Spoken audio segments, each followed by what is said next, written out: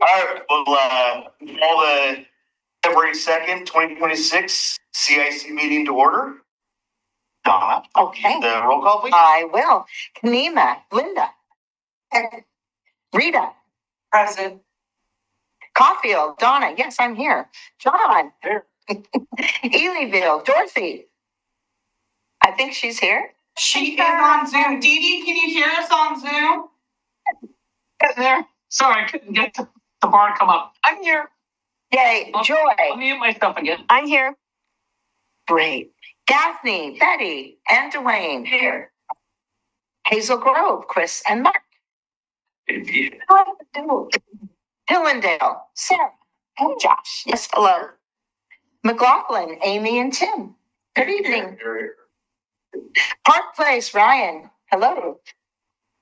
I have the wrong, anyway. I need to see you. Rivercrest is inactive. Tower Vista, Two Rivers, nobody here. South End, Bill and Kathy. And Hannah, we know you are here. And Commissioner Adams. I saw you. Hello. Okay, we're official now. Yes, thank you very much. And I'll call that. yeah. Greeting. And happy birthday. Thank you. Officially. Thank you. Okay, we will move on to presentations. First up, we have our ADA transition plan for the public right of way. Mr. Troutman, our assistant city manager, and Josh Wheeler, assistant city engineer.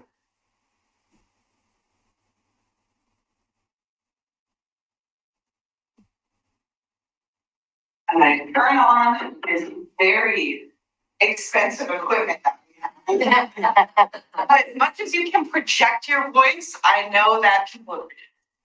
Okay. All right. Well, thanks so much for having us. The introduction. So yes, this evening we're here to talk to you about our ADA transition plan for the public right of way. All right. So this is our agenda. We're going to talk to you about the plan, why we're here, what's in our plan, next steps, and then we'll have some time for questions at the end. So what is an ADA transition plan? So this is really going to be a master plan of sorts for the city. You'll see that it's going to include ADA services, policies, and practices. We're going to have a prioritization, evaluation, and implementation for projects. Our schedule for implementation, public participation, so that includes meeting with you all tonight and some future meetings as well. And then some grievance procedures for anyone who has concerns about accessing our services and needs accommodations of some sort. So just a brief overview, the ADA refers to the American with Disabilities Act of 1990. So this was passed in 91. And it included a requirement to have a transition plan. And then in 2010, there was an update that addressed some lessons learned in the past 1 year and added these standards for self-funding. So why do we need a plan? So in 91, ADA regulations require that all public entities start following ADA requirements. And as a big part of that, public entities with employees of 50 or more are now required to develop a transition plan. The transition plan identifies how and when we are going to make those ADA updates over time. So we are here because the adoption of this plan does require public participation. So we obviously are presenting to you this evening. We'll also be presenting to the Transportation Advisory Committee, the Parks and Recreation Advisory Committee. We'll provide information on our website, and then it will be adopted for public meeting. So the ADA coordinator is a role that's part of these requirements. I'm currently the city's acting ADA coordinator, but I think long-term we'll be looking at other options for that. But the primary focus of this particular role is to address grievances and direct concerns to the appropriate department. So any grievances that come in on the city's website, we have a form. I would come in, process those, make sure they get to the appropriate people. If there's any concerns about the decisions made, then it gets elevated to the city management.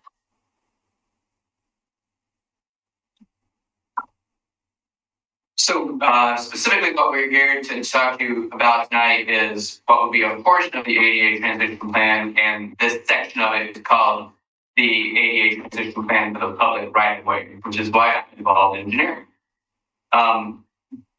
This portion of the plan focused solely on the right of way and includes things like a self-evaluation. What does the system look like? Are there most often ramps at the corners? And are those ramps of current ADA standards?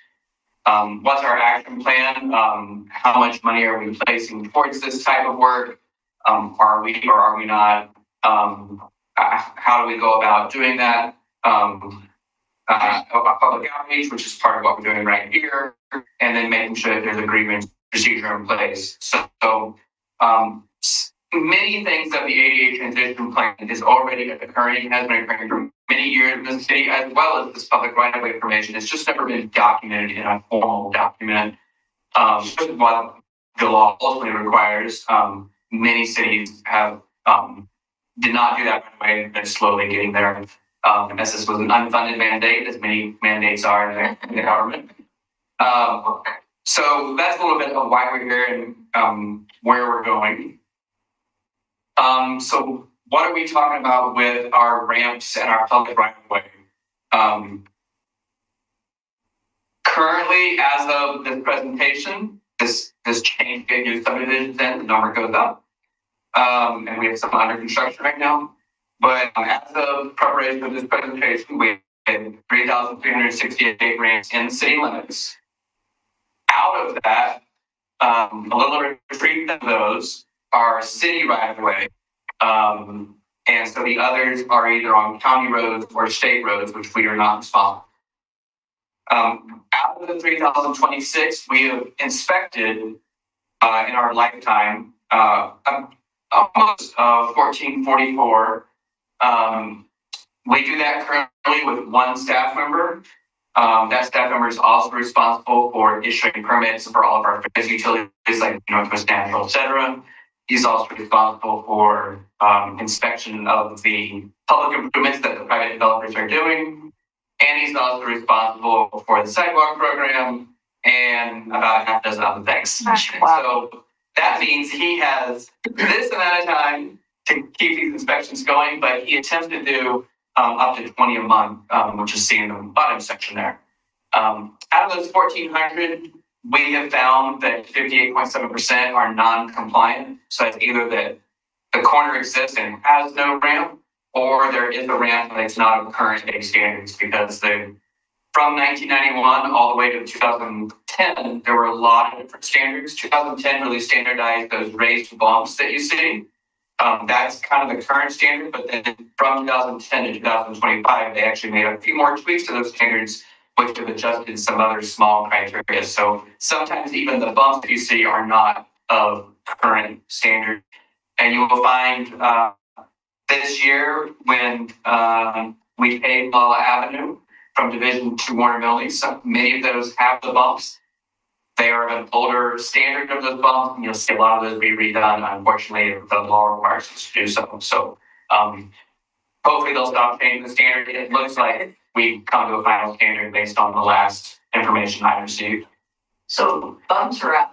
No bumps, yeah. Well, they're officially called detectable warnings, and for which these raised bumps are the current standard. Yes. But there were older standards where they were like a diamond. There were other standards where they were you used the bump, but they were a slope that wasn't compliant. So now we have compliance issues with that. So there's a lot of standards. It's very hard and difficult to construct an ADA ramp. I think I have some information on that.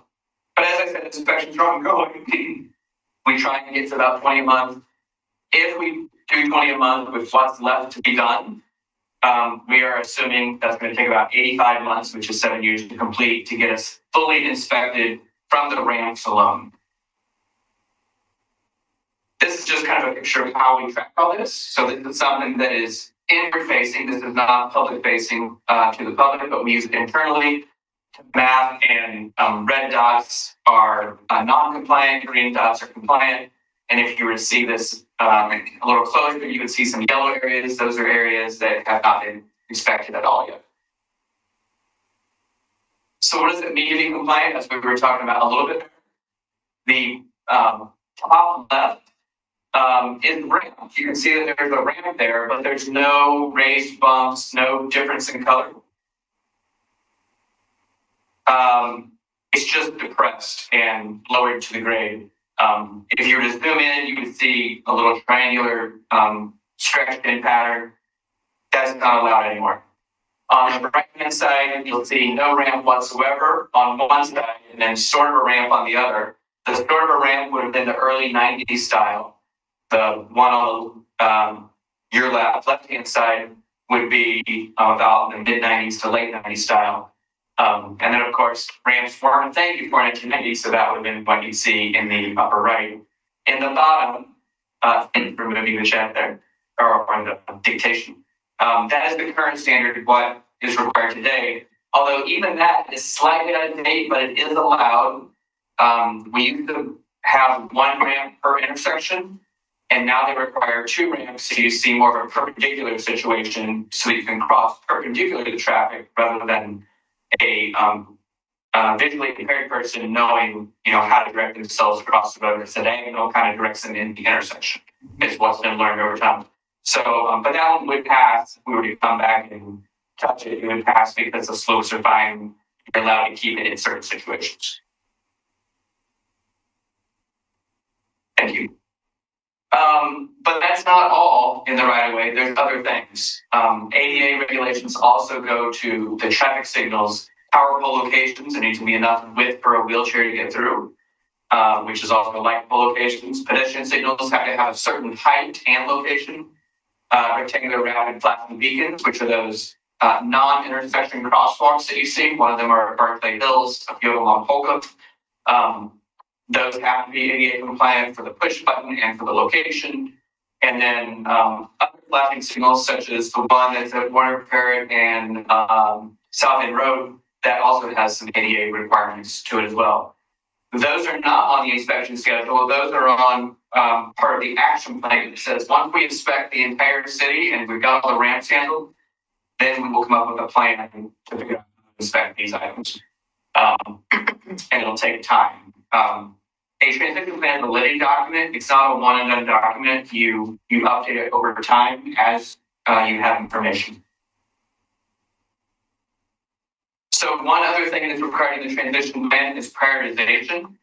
And the way we have proposed prioritizing things, and this goes along with what the law already says, is that priority one is government buildings, hospitals, parks, schools, where a large amount of people go to. Priority two is something they call essential community services, such as senior living, grocery stores, large apartment complexes. And then priority three is your low density residential neighborhoods, such as a lot of our single family neighborhoods. The picture on the right, we had put together, red is priority one, blue is priority two. You can see it in the back, and then the other color is the priority three. So that's the way we will be doing our inspections going forward to finish them out, as well as if we get to a point of a construction program, then that's how we would also prioritize construction as well. Currently, we prioritize based on the annual road resurfacing project, where we resurface the roads, we bring the ADA up to compliance. That is the only way we construct ramps at this time. You might see them constructed, and you're like, wait, you didn't pave the road? It's because we're prepping for the next year for our streets department to pave that road. So we prep, my group preps the ADA at a time, 1 year at a time. In the action plan, again, we're going to complete that self-evaluation. We're going to require ADA improvements on private development, as we already do. We're going to continue, as I just said, with the PMUG program. That's what I was referring to as the road resurfacing program. At some point, we'll get to the non-ramp issues, and then we'll regularly be updating maps, like you just saw throughout this presentation. How do we pay for things like this? While these are 1, 2, 3, 7 different funding mechanisms, they're all available from funding this, but they're not necessarily available for us. How do I say this? It's not within our budget to use these items for the ADA. So, for example, the state highway fund, which is the city's share of the gas tax. Most of our gas tax goes to the operational aspects of our city with respect to street sweeping, patching, striping, all those types of projects, the material for the asphalt, and the employees to do it. The Clackamas County vehicle registration fees, those tend to go to special projects, as directed by the commission. Payment maintenance utility fund, that is what we use for the resurfacing and get the ADA done. So that's really where we fund most of this out of. We could use system development charges, but again, it has to be new. It can't be maintenance or replacement. So those would be done with more of an upgrade project. Federal and state infrastructure grants really don't exist for this type of work, but you never know. They might come up with it at some point in the future. Private development contribution, that the private development has to do it when they have private projects. And then do we have a public-private partnership in the future where maybe we're working with the county on something, or we're working with Water Environment Services with something, or Southwark Water Board? Is there a way that we pool our monies together to make a bigger impact? Those could exist, but again, few and far between. What do these things cost? One ramp alone for construction, not including the design, because we need a consultant to design and send it. Well, they're around $10,000 a ramp. They are not cheap. So when you see those out there, when you see Malalas, summer ago, why did you only pay from division to Warner Millie? It's because $10,000 times 70 ramps is $700,000. And you're going to see that kind of money being spent. It's a necessity based on the law for us to be able to pay that road. So they aren't cheap, and that's why we can only do so much. We complete about 10 to 20 ramps a year on average. And that's based on data from the past 5 years. We potentially have around 1,800 ramps that we need to replace based on some projected data. If we did that, that's almost $18 million. And based on our current funding of about 10 to 20 a year, $100,000 to $200,000, I think I was nice and said 200,000. That's 90 years to complete the whole city. So while that sounds like a crazy number, like you're never going to get it there, the plan requires us to say, how can we get there? It doesn't say get there in 20 years. It says get there when you can. There might be a mandate in the future that says do it quicker. But at this time, we're required to say, how do we get there? And that's how we currently get there. So that brings us to what's next. We're just going to have future possibilities and opportunities for you to engage with us on the topic. So like I mentioned earlier, we have TAP on March 12th, craft March 26th, and then looking at possible adoption spring or summer of 26. So we're happy to take questions if there are any. Go ahead, Bill. Oh, thanks. You have a count of the existing ramps inspection. Is there a count of places where there should be a ramp and is missing? That's the same numbers. That 3,000-ish number. Oh, it was 3,000, right? That's all corners that have sidewalks. Now, if it's a corner without a sidewalk, then it doesn't get around. It's much less likely to get sidewalks in the future. Oh, okay. But if it has a sidewalk and has an incorrect ramp or no ramp, it's in the count of the ramps. So there are probably 0 places where you have a ramp that isn't needed that you could nuke. Correct. Sure. So we, Josh, we have in McLaughlin, as you know, we probably have 100-year-old sidewalks and along with 100-year-old curbs. There are a lot of curbs as you walk through. You've seen them really damaged by people driving over them, corners, cutting corners, etc. If at what point will those be repaired? And if they are repaired, do they have to meet the ADA requirement? So as long as we're only talking about curbs at intersections, where there would be a ramp in the future, those would get repaired when the pavement maintenance program comes through. And the somewhat good news is the I&I program. We are paving behind the I&I, the sewer program, and they are in McLaughlin now and will be for the next several years. And so McLaughlin's also has the greatest need for paving compared to the rest of the city, because we've kind of got the rest of the city done. We're close anyway. We're not all the way there, but we're close. So you can expect once you see the I&I program to see the paving behind it. Again, it's going to take several years, but gotta start somewhere. So does I&I pay for that, or is that done through the? No, I&I will do their sewer work, and then a year or two after that, we will come and pave the road. And when we pave the road, we'll be required. The law requires us to do the ramps when we pave a road. Slurry still we don't have to, but without getting into the legal details of it, generally paving the road triggers the ramp. Great, thank you. Eddie? You talked about grievances that go to the city administrator, they go to you first, is that correct? And then how many, and can you give me an example of a grievance? How many have we had? One. I think we had a second one recently, but it actually wasn't an ADA grievance. I passed it along to the appropriate party, but it wasn't truly an ADA grievance. The grievances are really designed to help someone who's having a hard time accessing a city service. So say they can't hear very well or track a commission meeting, we can get them audio, device to help them hear things. You can put up closed captions on the screen. So it's really about them coming to us and just expressing a need for us, to access the service that they're struggling with, and us to find a way to help them access that service. ADA. Oh, well, I mean, yeah, it's ADA, but it can be a myriad of things. Yeah.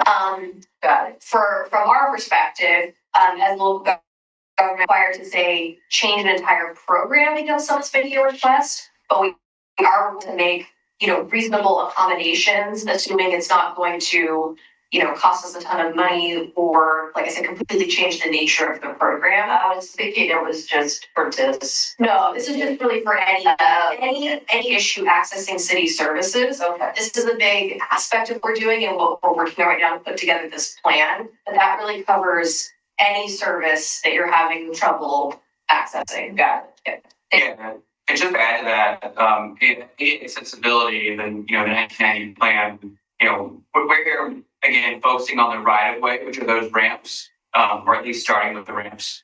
But as Alex said, okay, you've got website, hearings, closed captioning, audio devices, phone situations. You've also got accessibility to our buildings, so our parks and all that on the private land. You've got within the buildings, the restrooms, et cetera, et cetera. So this goes into a myriad of places. This is the part of the plan we're focused on right now. Got it. Thank you. So when you say it's $10,000 a ramp at a four-way intersection, you'd have 8 ramps. Well, in current day, we probably don't. probably not. And because of the tight right of way and the tight constraints, we probably would end up putting a single ramp back, which the code allows if you have constraints. And so that would be 40,000 for that intersection and for each. But if you can get it to a 90, and you'll see a few of them on Malala that we're going to switch from a single to a double. Not too many, we have a lot of constraints. But then those, the price goes up. Gotcha. Okay. Yeah. And we don't have to, the only reason we're having to necessarily upgrade them is because we're doing the paving work coming in behind it, right? Yeah, there's a legal standard that talks about the accessible path change of grade, and that's been defined by various people over time through the implementation of this law, that when you pave, you potentially change the grade of that crossing, whereas when you slurry seal, all you're doing is putting tar down. So it's, even if you're putting it back the way it was, that's still viewed as a change in grade. Sure. Because you're always taking like an inch or two. Gotcha. Okay. Cool. Any other questions? Dee Dee had a comment. I don't know if you want to unmute and speak, Dee Dee.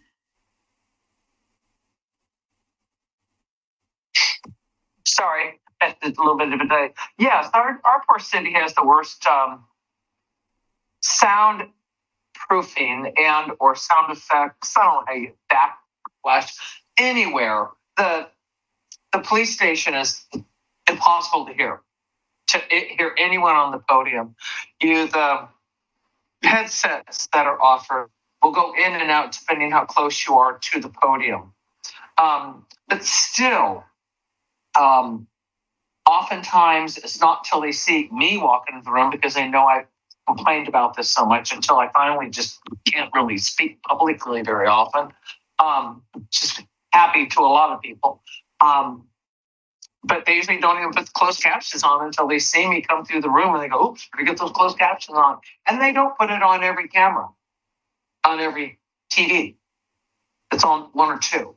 So you're stretching to see which one you're looking at. So just as a heads up, as they make the new meeting rooms, we might make them so they're not sounding like it's in an auditorium or a pool room. That room right there, if I'm there personally, I couldn't hear it. And I'm with other people that had perfectly good hearing. Joy and I were at a meeting there, and I said, do you hear anything? She goes, it's harder than heck. So I know I'm not the only person. And I'm not the deafest person in the room either, although I'm getting there. Okay, that's it. Plain enough for here for me. Thanks, Edie. Chris? I'm amazed at some of the statistics that you just shared, and how hopeless it sounds. I hate to say it that way, but it's sort of like, if we're not going to get, stuff for 89 years, that's great. I'm not paying the taxes for those, years I won't be around. But on the other hand, wow, I just feel for you. I feel for your team. I'm just about one question. Is there a way that we can summon volunteers to be trained in getting out to those corners, taking the pictures, the measurements, and what's necessary to give them to the engineers? I'm not trying to cut somebody's job. I'm just trying to be able to see about helping to gather what would be considered to be simple data. Yeah, it's very appreciated. We always love it when the community is looking for ways that they can partner. In this specific situation, I would say that our biggest challenge is not the inspection side, because right now, statistically, I believe, worst case, we can get them all inspected within 10 years. I'm projecting 7 at the moment, but potentially before I retire. So that's one of my goals. It's the implementation part. And so it's not, is it good or bad? That, I think we have a light at the end of the tunnel. It's, can we get them all constructed to current day standards? Not in my lifetime. The money just doesn't exist. So while I appreciate the volunteer aspect, I think it's not an issue that we would need assets, but it wouldn't change where we are with respect to actually fixing them. Well, can the CIC volunteer to have a bake sale? I'm just. You bacon. I don't know. I'll get my wife to do that part. Maybe I'm only joking. The point is that Your wife will be baking. I am just amazed by the immensity and the immensity of time, and the money's only going to go up. The cost of these things is only going to go up. And you have absolutely no hope of knowing. Well, I should say this. You have only one hope of knowing, which is a really bad thing, that the regulations are going to change. I mean, and every time that you look, I'm talking Sisyphean, Sisyphean kind of work here. The idea is that every time that you want to be able to make some progress, the rules change. And that's not by your doing. It's not, all the time logical. And first of all, I want to voice my support for you guys to be able to say, I'm starting to understand that kind of a thing. Number two is that if there's any time that we can be able to start having volunteers not to take someone's job, that's not the point, but to help in the facilitation of that, I would run to that. And I'm sorry. for the rest of it. But we thank you for your support. You know, infrastructure is one of those things that, as an engineer and someone who's been in public works in a few different agencies, you know, you're always playing catch up, you're always playing from behind. We're always putting new infrastructure in, but then we're always trying to figure out how to maintain the existing infrastructure. And it's a continuous cycle. This situation is a little bigger than some, but you know, it's part of what we do, but I very much appreciate it. I agree, and I thank you for pursuing it. I just wanted to voice some support. Dwayne, did you have something? Well, I understand that again, I have a drone tech in 2040 for the sale for that, so it's kind of a moot point. But is there any incentive to us reserving a spot now, ribbon cutting? It's good. Yes, it's good. Well, thank you guys very much. Appreciate you coming and giving us that information. We certainly didn't have any idea about, I didn't at least have any idea about the cost of ramps, or you didn't think that there would be 8 ramps at a four-way corner. So, yeah. At 89 years. Yeah. We'll do what we can. We'll keep going forward. One ramp at a time. Yep, there you go. Thank you. Thank you. Next, we have a presentation on the Willamette Falls lots by our mayor, Denyse McGriff, and Reed Wagner.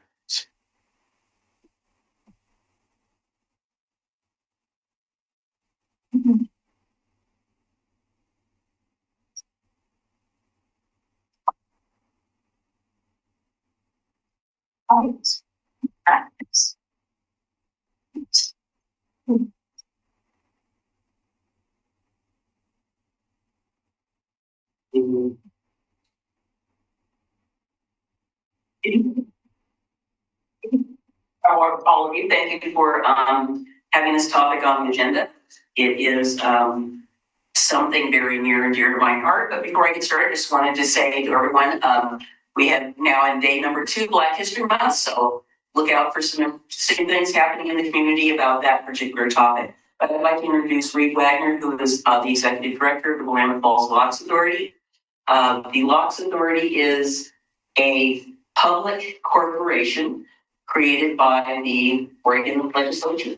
See how much I remember all of this. So anyway, so I hope all of you know where the Willamette Falls Locks are. We just had was it 24? Was it 23? We had our 150th. 150th. 23. Yes. So celebrated 150 years. So we're what? 152 almost. 152. So as you can see, that's a picture of it. So you see our lovely side of the river of Oregon City, and the locks are right on the adjacent to the westland side. So what we're going to do is, I understand that there's some questions, or people don't know what the authority is doing, or what we're doing. So I'm not going to read any of this. You guys all know how to read, so you can see where we are in relation to the Willamette River.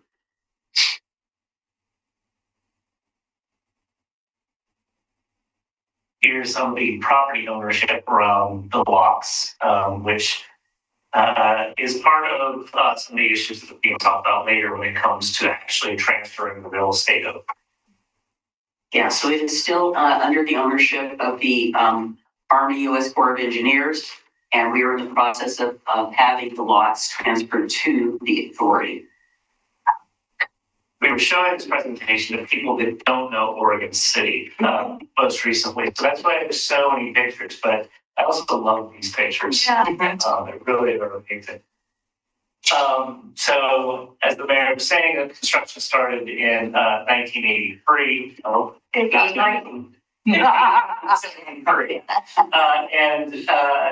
Army Corps of Engineers purchased the lots and operated them since 1913.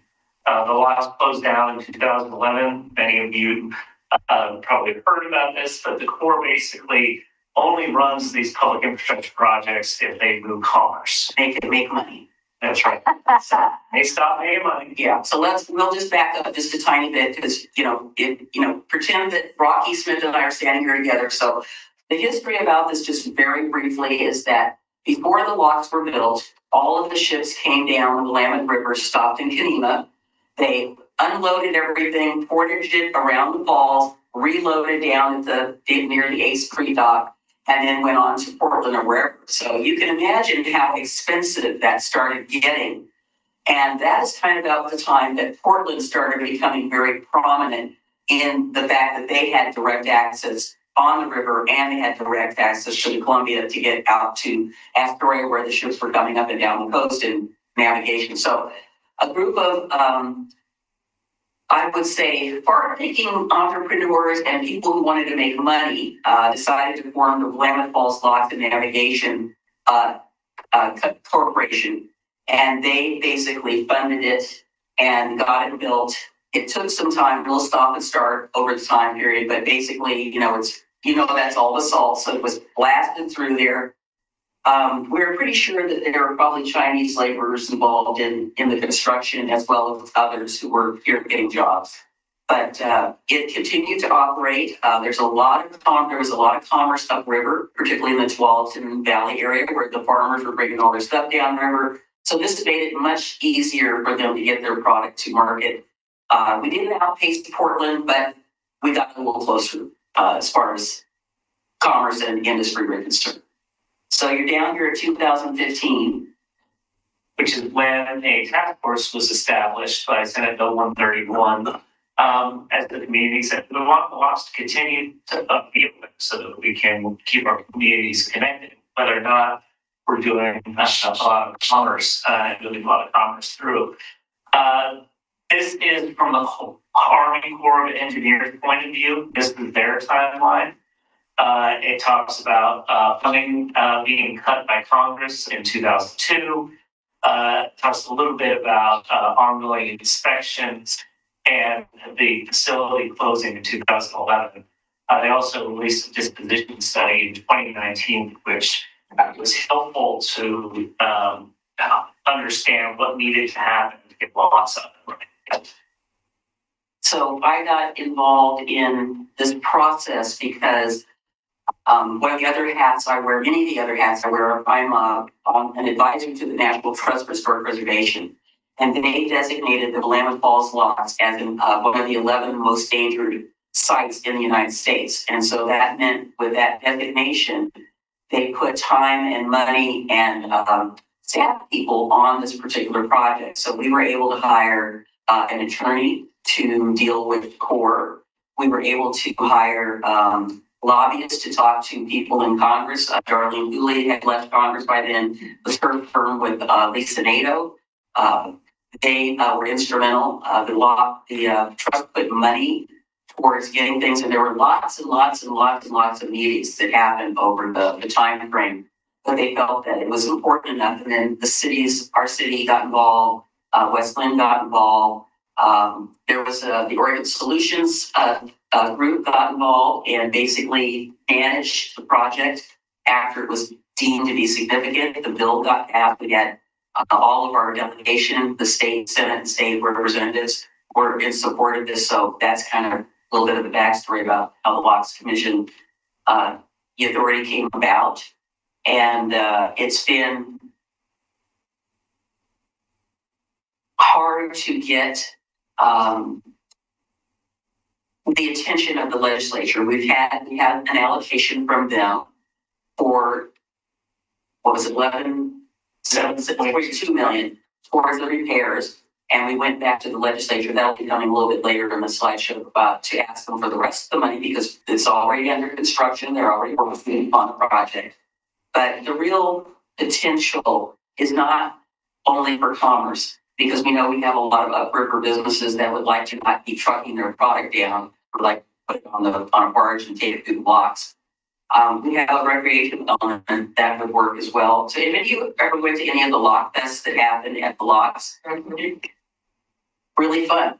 Yeah. And at that time, the locks were still open and you could get on one of the smaller boats and you could go through the 3 stages and come up at the top and then come back. Those were great. They lasted until about 2013 and then they kind of fizzled out. And then they closed it, so we couldn't really have an event there. But there's a lockmaster's house It's got a lot of artifacts and things that turn into a museum that are there. Nobody can see it because it's locked up. But we're hoping that we will get some more funding and we will be able to finish the project, and they will then transfer the lots to the authority to manage and operate. Yeah, but one of the ideas, the thoughts behind the market funding from the legislature in 2021 was that they wanted to make sure the port did their job and finished some seismic repairs that need to be done. Not handing over operational lots, but they're handing lots that aren't a big liability. And so now that the Corps has done all that work, they completed it last April. We're going back to the legislature for the second tranche of funding. She turned me on. It's every time I the those cast It stops doing it. This is the mayor covered this already, so we did that. This is basically the same information, but this group, the authority was created and appointed by the governor. So it is something that is considered of state significance, which I think is really important to give the state's interest. And we can probably go to the next slide. This is our current authority members. We have a vacant position in Fairfax County, but the chair of Fairfax County has submitted interest to the governor's office. And PGE is, they have had a continued place on the board. They are reorganizing, so it's moving from one member of PGE to somebody else that's being recommended. And we're waiting on two ex officio board members from the House and Senate. So is our authority allowed to be larger? It has to be at least 11. 11, but we can be, I think it could be up to 7. I thought it said 23. I think that was the first version. First version, okay, so up to 17. Yeah. So so there are some positions that we need to fill, and we're getting there. The governor's process for a point is, as you can imagine, a little bit slow. She's kind of got other things on her plate right now. And there's yes, going up and waiting to go up to the next level. This bring a lot of so not recently. Next slide. So looking forward, our goal is to transfer a lot from the Corps of Engineers in 2027. What's holding that up is it is a jigsaw puzzle of ownership around the lots. So we need that all access to them. So we're getting perpetual leases from the Corps of Engineers. That means the Corps is negotiating with all those property owners perpetual easements, and that's what's going to take until 2027. In the meantime, we are going to be doing some inspections and investigations, so letting us go in. This is important to know how the construction is going to proceed. It also is good to know what liabilities we might be accepting from the Corps of Engineers, and if there needs to be anything written into an agreement that holds the Corps responsible for certain kinds of environmental, cultural findings that are identified in the process. If you want to talk about that, you want to sort of this. Well, as you can well imagine, it is on the National Register of Historic Places. It has also probably got several awards from the National Engineering Association because it is an engineering marvel. We plan to do everything that we can to maintain it in its current configuration. Obviously, we're not going to change it because it is significant for what it is. The repairs don't affect the National Register listing. As a matter of fact, I think the repairs are going to enhance the listing and make it more available. So we're in 2025, we went through a lot of the planning. Honestly, we were putting the government together. So we're putting the building blocks to a new government entity into place, getting our first budget, getting our first audit, putting policies in place. You have to do all those things before people really want to give you any money. They want to be able to trust that you're going to be able to handle that well. So, so the true construction project is happening now. I just identified our first engineering contract, which is a short contract, but it'll go through some of the planning and when we get these investigations and inspections in place and give us a more detailed construction timeline. This has what I would consider a pretty optimistic timeline of beginning of 2029. And I say that it's not all in our hands. We have state partners, we have federal partners, but we will continue to push to try and get this moving in a way that it's safe and operating as soon as possible for the public. There are a lot of benefits. I'll tell you here, there is, doesn't seem like a week that goes by where I don't get contacted by somebody that's trying to get people from the urban area to wine country. That's a big focus for the tourism industry. And so I get a lot of questions about that. It does remove trucks, which it does have a positive environmental impact. It's not, that's not something you can evaluate in a bubble though, because you have different cultural impacts, you have impacts on species, and so there are other things you have to take into account when you look at that. But it does reduce metric tons of CO2. So between 11,000 and 32,000 tons. So it's pretty impressive. What I like to talk about is the resiliency factor. When you look at transportation planning and you want to have a good resilient system, you have rail, you have road, and you have water. And that allows you to work through different scenarios. For instance, an earthquake that collapses bridges or things of that nature. This is again another way to move people, goods after something. Right. And once all the improvements are made, it will be seismically sound. If a super big one comes, well, I don't think anything will be standing, but they're doing the best they can at this point in time. I think that the benefit to our communities downriver and our communities upriver are going to be, I think it'll go off the charts in terms of measurability, because it will be able to be accessed, it will be able to be used. And it was interesting, I'll just tell you a little aside, we were testifying at the Transportation Committee, Senator Meade there, and one of the members at subcommittee was a representative of the Oregon Trucking Association. And so when we talked about taking some trucks off the road, she was going to flip out. And we said, we don't mean like that. We mean that you'll have more trucks to move other things, and we'll be able to take trucks that would be moving concrete or logs down the river. We have Wilsonville Concrete upriver that use the logs all the time. All sorts of other folks did. And we have had, I believe, since Bruce went up, there have been 2 incidents where we were able to get the locks open temporarily, but it had the boat had to be hand guided down. It was one of the boats that was moored up in the Albany area, and he had to come into dry dock to get his inspection. Well, there was only one way to get it down river, so there was this extra petition, is that correct, with the Corps to, please, I need to do this. The Coast Guard is telling me I need to do this. I need to have, so it came down, he got into dry dock, got it taken care of, and then brought it back up. And that's really been the only time it's been open, so to speak.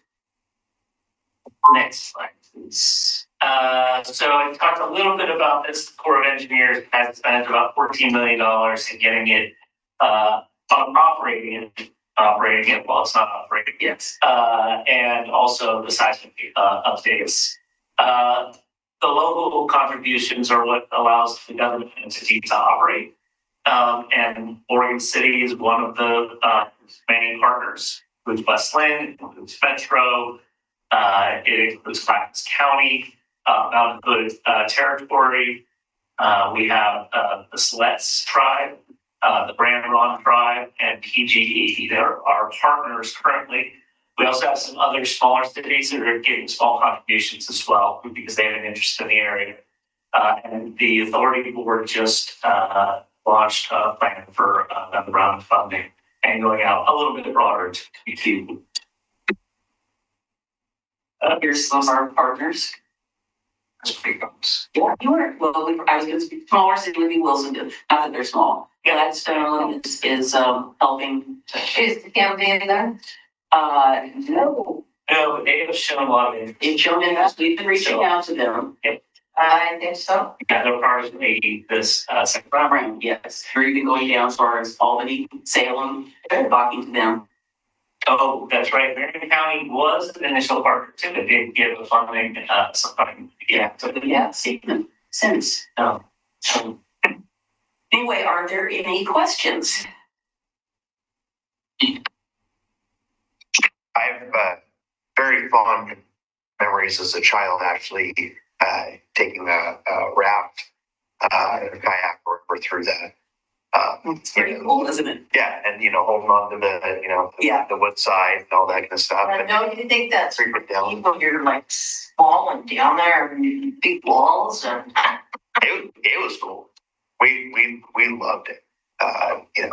Especially Boy Scouts and stuff. but That's part of our experience, growing up, and definitely miss those being open and being able to easily go from lower to upper or vice versa. So Yes. I appreciate the work that you guys are doing to try to get that back going again. Do you see any tourism dollars, recreation dollars coming from this? People, you said about going into the wine country, that would be. Oh, yeah, that's what I said. It's going to have a major tourism. Tourism is a component. It always has been. I think that we can capitalize on that more. We already know that we have interest from boat operators to take people back and forth.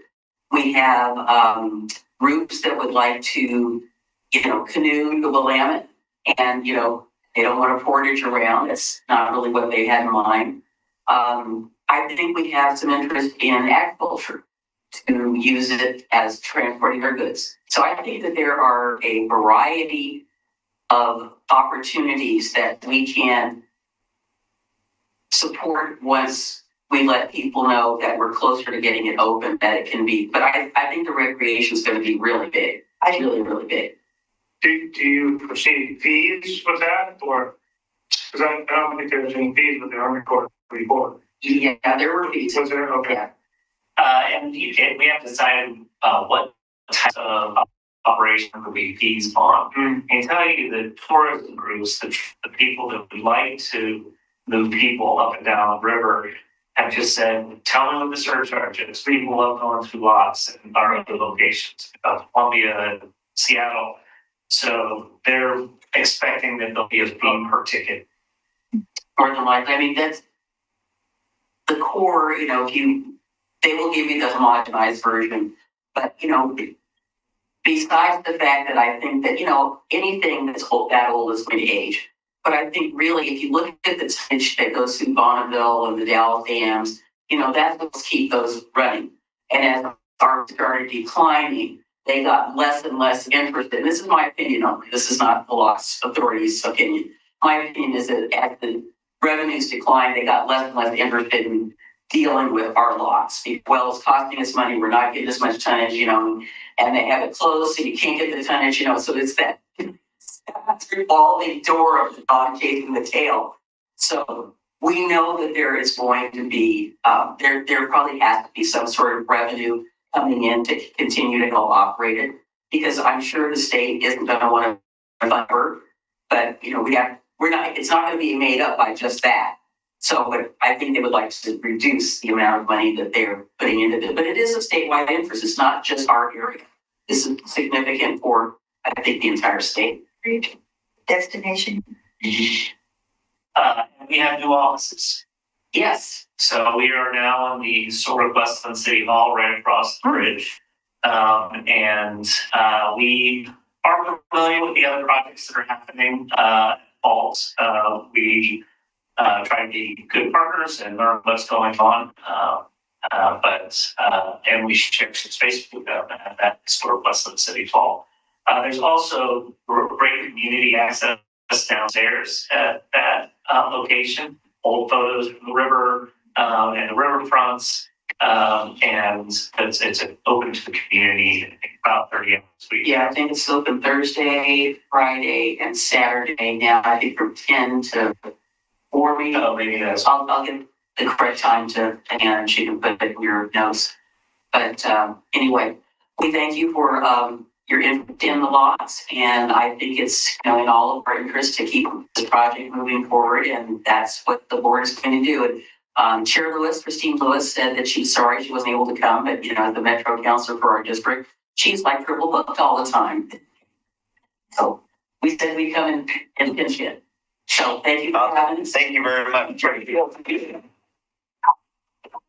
I just want to make sure that comments in the questions in the comments. Were there any comments in the chat? Yeah, Dee Dee inquired on whether the authority was a private corporation or a nonprofit. Okay, we said that at the beginning. The Lost Authority is a public corporation. We operate just like a governmental agency. We were chartered and sanctioned by the state of Oregon through House Bill 31, whatever it was. And so we are a state entity. OHSU is in that, yeah. OHSU, Lost Authority, and SAFE. Yes. Those are the three in the state of Oregon. And then the other question I saw is, have the barge companies been asked where they stand? They are in support of the locks being open. Sure. 100%. Yes. And very active in joining our meetings. Our meetings are on the fourth Wednesday of the month at 2 a.m. I think we have one of our meetings at 2 p.m. At West Old Historic City Hall. Thank you. Yeah, I couldn't quite see the questions from that angle. Yeah, it's up high up there. That's my jobs. Okay, thanks. Yeah. So I do have. Oh, yes, we have a handout. Handouts, if anybody would like. They have the basic information on the lot. So grab a bunch of this thing. I'll get them now. And what's left over, you give it to Anna, then she can give it to me. And we use the all line stuff to make it fast. That will be helpful. Thank you very much. Thank you. Yeah.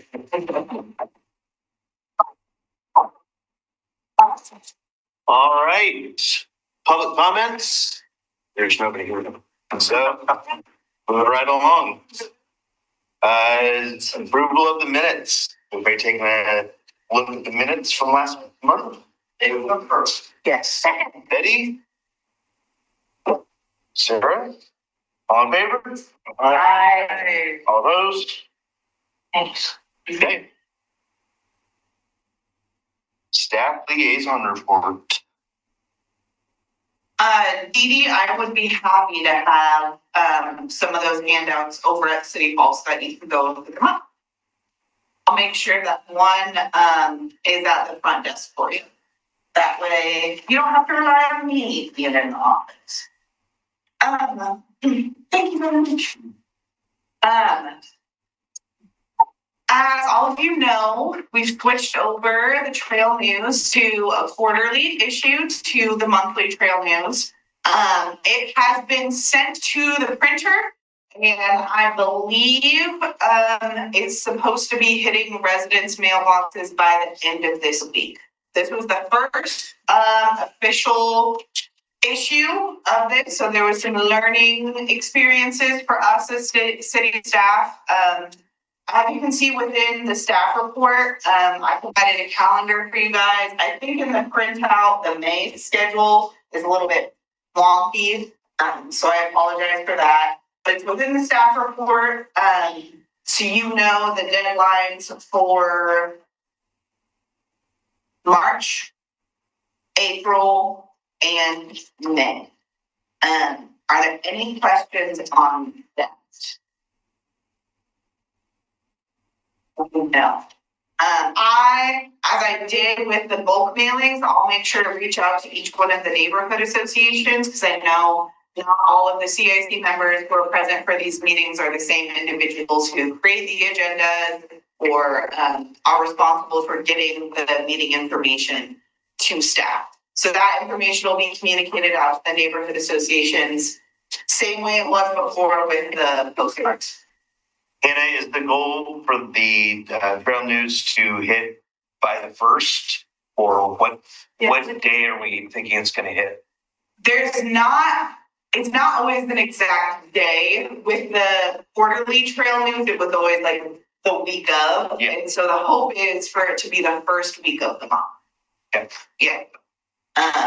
Because for Hillendale, or we're the first Tuesday of the month, each quarter, right? And so yes. If the plan is that it's basically in that first week, then we pretty much have to be prepared by February. Yes. So that's something that which is fine. Yes. Need to know that. McLaughlin Neighborhood Association, I know that they also have meetings within the first week of the month. Something that I think is going to be a great resource to have utilized, because I know that you have those neighborhood association meetings out, you're all volunteers. It's hard sometimes to be able to have those set meeting agendas. So what I'm really going to be encouraging for those neighborhood associations and all the neighborhood associations to do is utilize the city website. So let's say that for this issue of Trail News, Elyville and McLaughlin Neighborhood Association, it was advertised in the February, because their meeting is at the very beginning of March. It's advertised, hey, here's the QR code. Please make sure to check back on the website closer to the date of the meeting for updated info. That way people know at least your meeting date, your time, your location, and then they can scan that QR code to be able to get that information as it becomes available. And then as your staff liaison, I always make sure that those emails go out a week in advance of your neighborhood association. But if you as neighborhood associations can have more of a curated email that's able to be sent out to those subscribers, whether it includes your agenda, whether it has those topics highlights, whether it's you directly communicating to those residents, I think that's going to be a really helpful resource for you to be able to utilize. Something that I was hoping would be done in advance of its CIP, but just has not be completed due to my time, is I will be sending out neighborhood associations one document. It's going to be multi-pages. It's going to be similar format to my staff report. It's going to have all of the different resources that the city provides, the city website, e-trail news, trail news. If you as a neighborhood association make sure that you're doing purchasing, how to make sure that you get your reimbursement, how to go about that process. Making sure that all of those resources are in one document and sent out to the neighborhood association specifically, not only in the switch over to the monthly trail news, but also just being a new year, having new leadership for a lot of the neighborhood associations. Monthly trail news format, how to be able to send information is within the staff report. A lot of the same updates that I'm able to provide you. The other thing that I'll just mention is that if I were mayor contest flyers are in the back.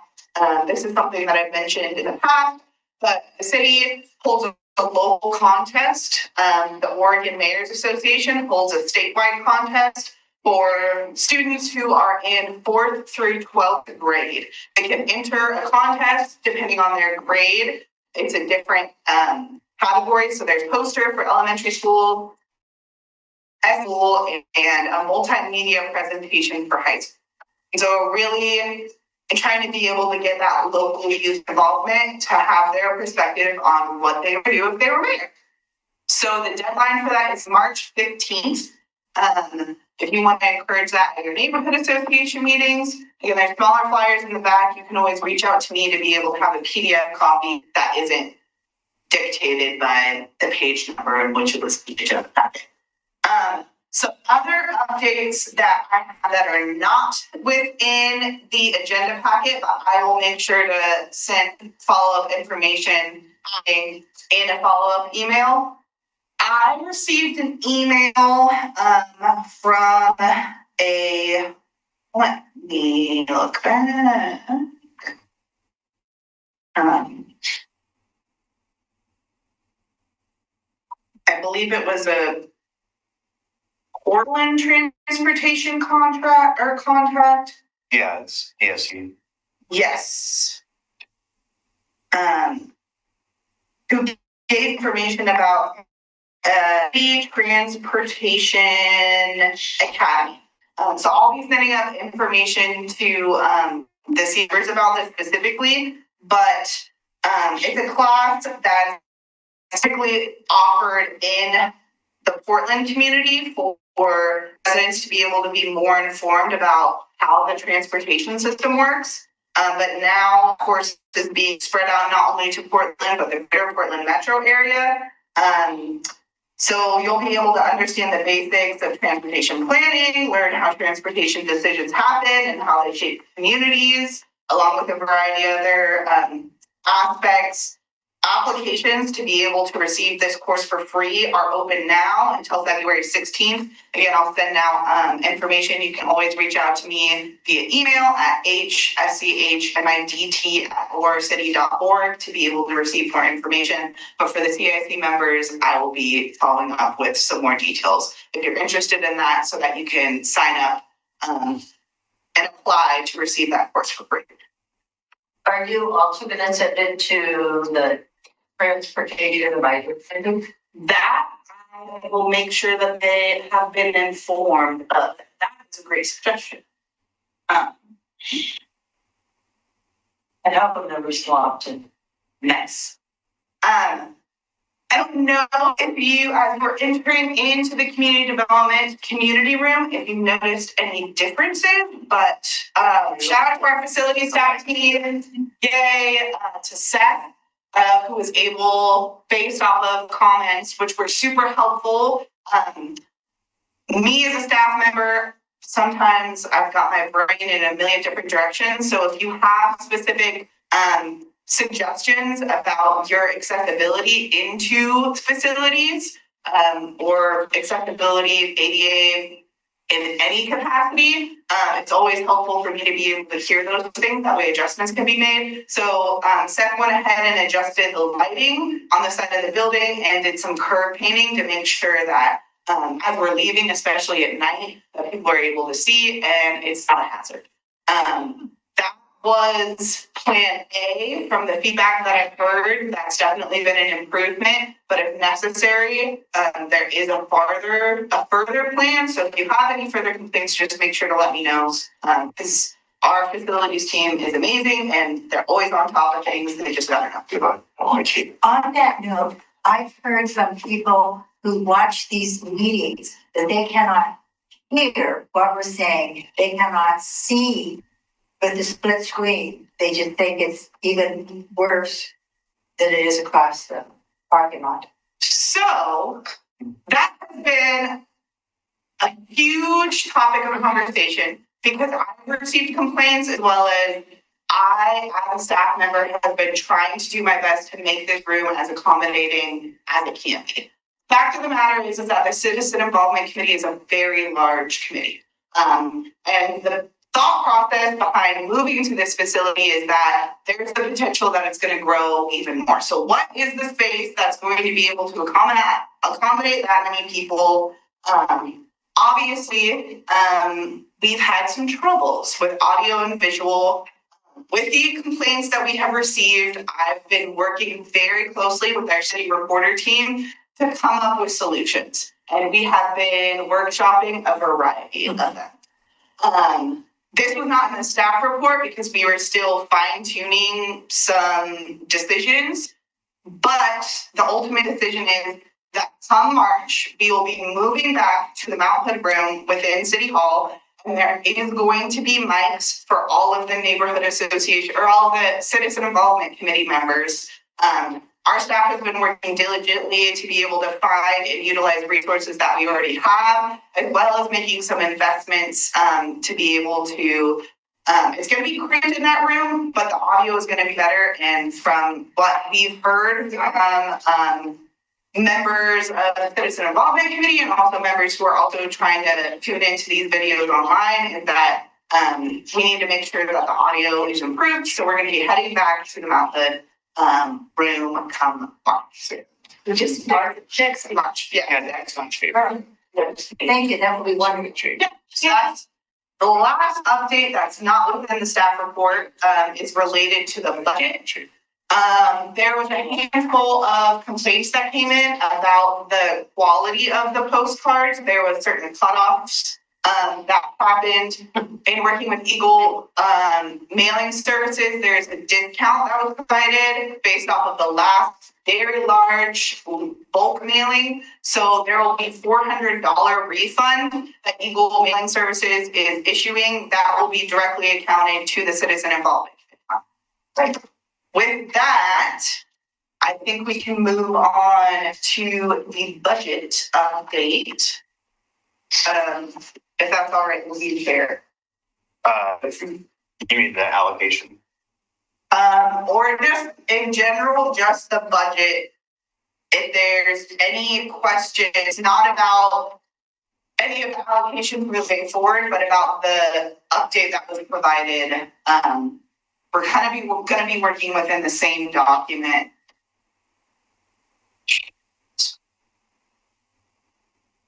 For those who are online.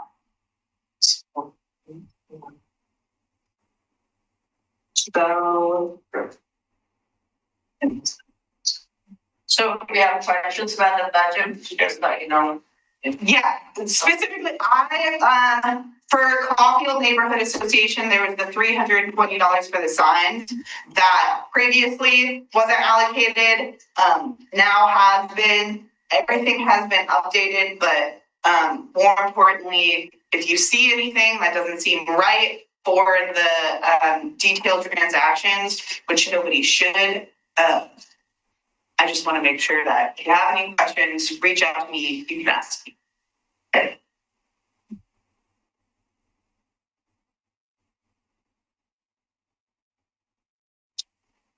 No? Okay. So let's move on then to the allocation, which is the middle part. Say there on the screen. Yes. So you want? Yeah, I had to. Yep. As most of you were with us on the Citizen Involvement Committee at the end of last fiscal year, the beginning of this current fiscal year, the City of Oregon City works on a biannual budget.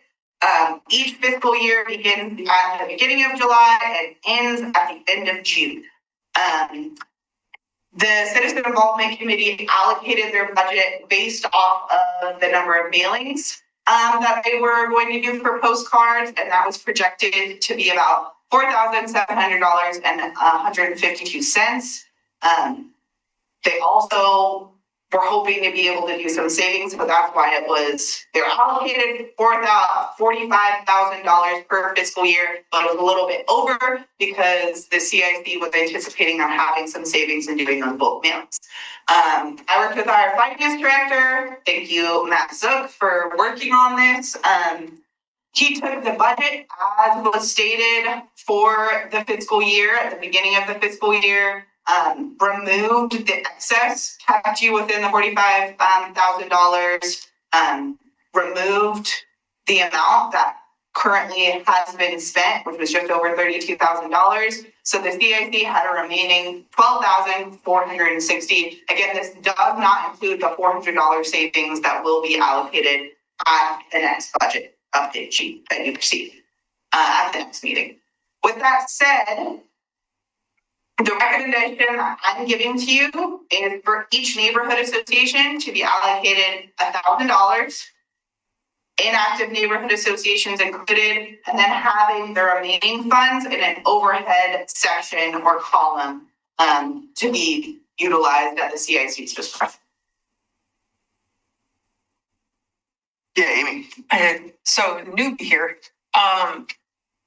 So it was a blanket 1,000 for everybody despite the size of their membership? Was there discussion on that? Well, that's what we're discussing now. Oh, got it, good. So we're talking. Oh, I'm sorry.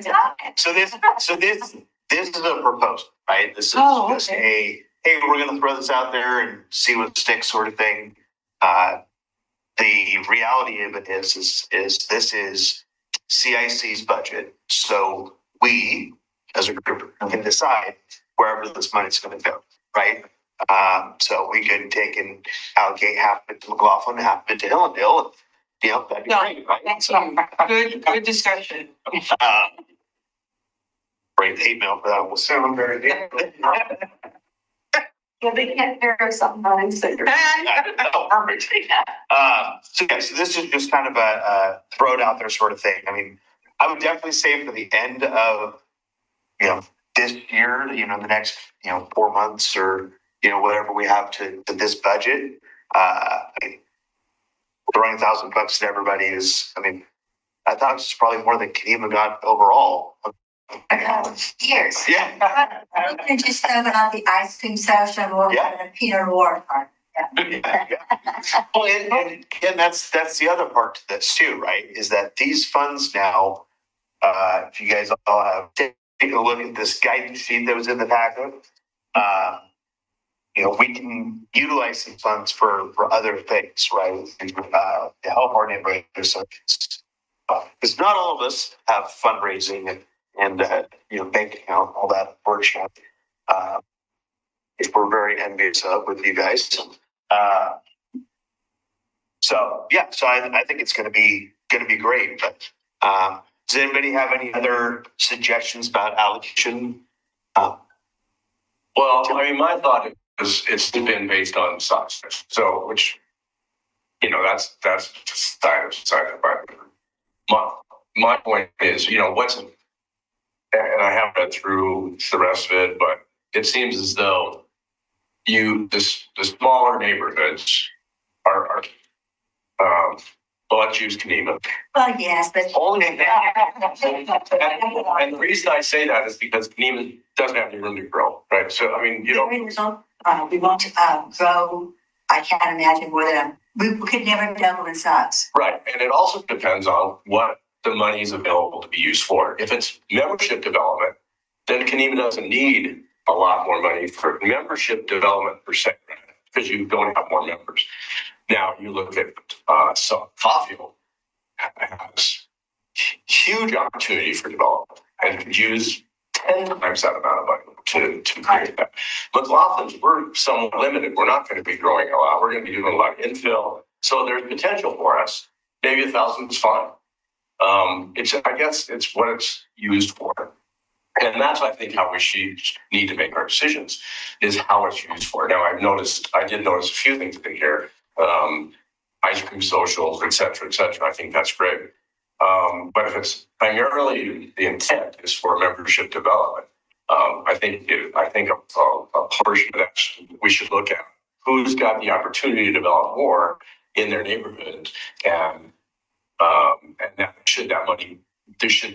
that neighborhood get more money to help develop, into a bigger neighborhood, or who's going to be getting more of the growth.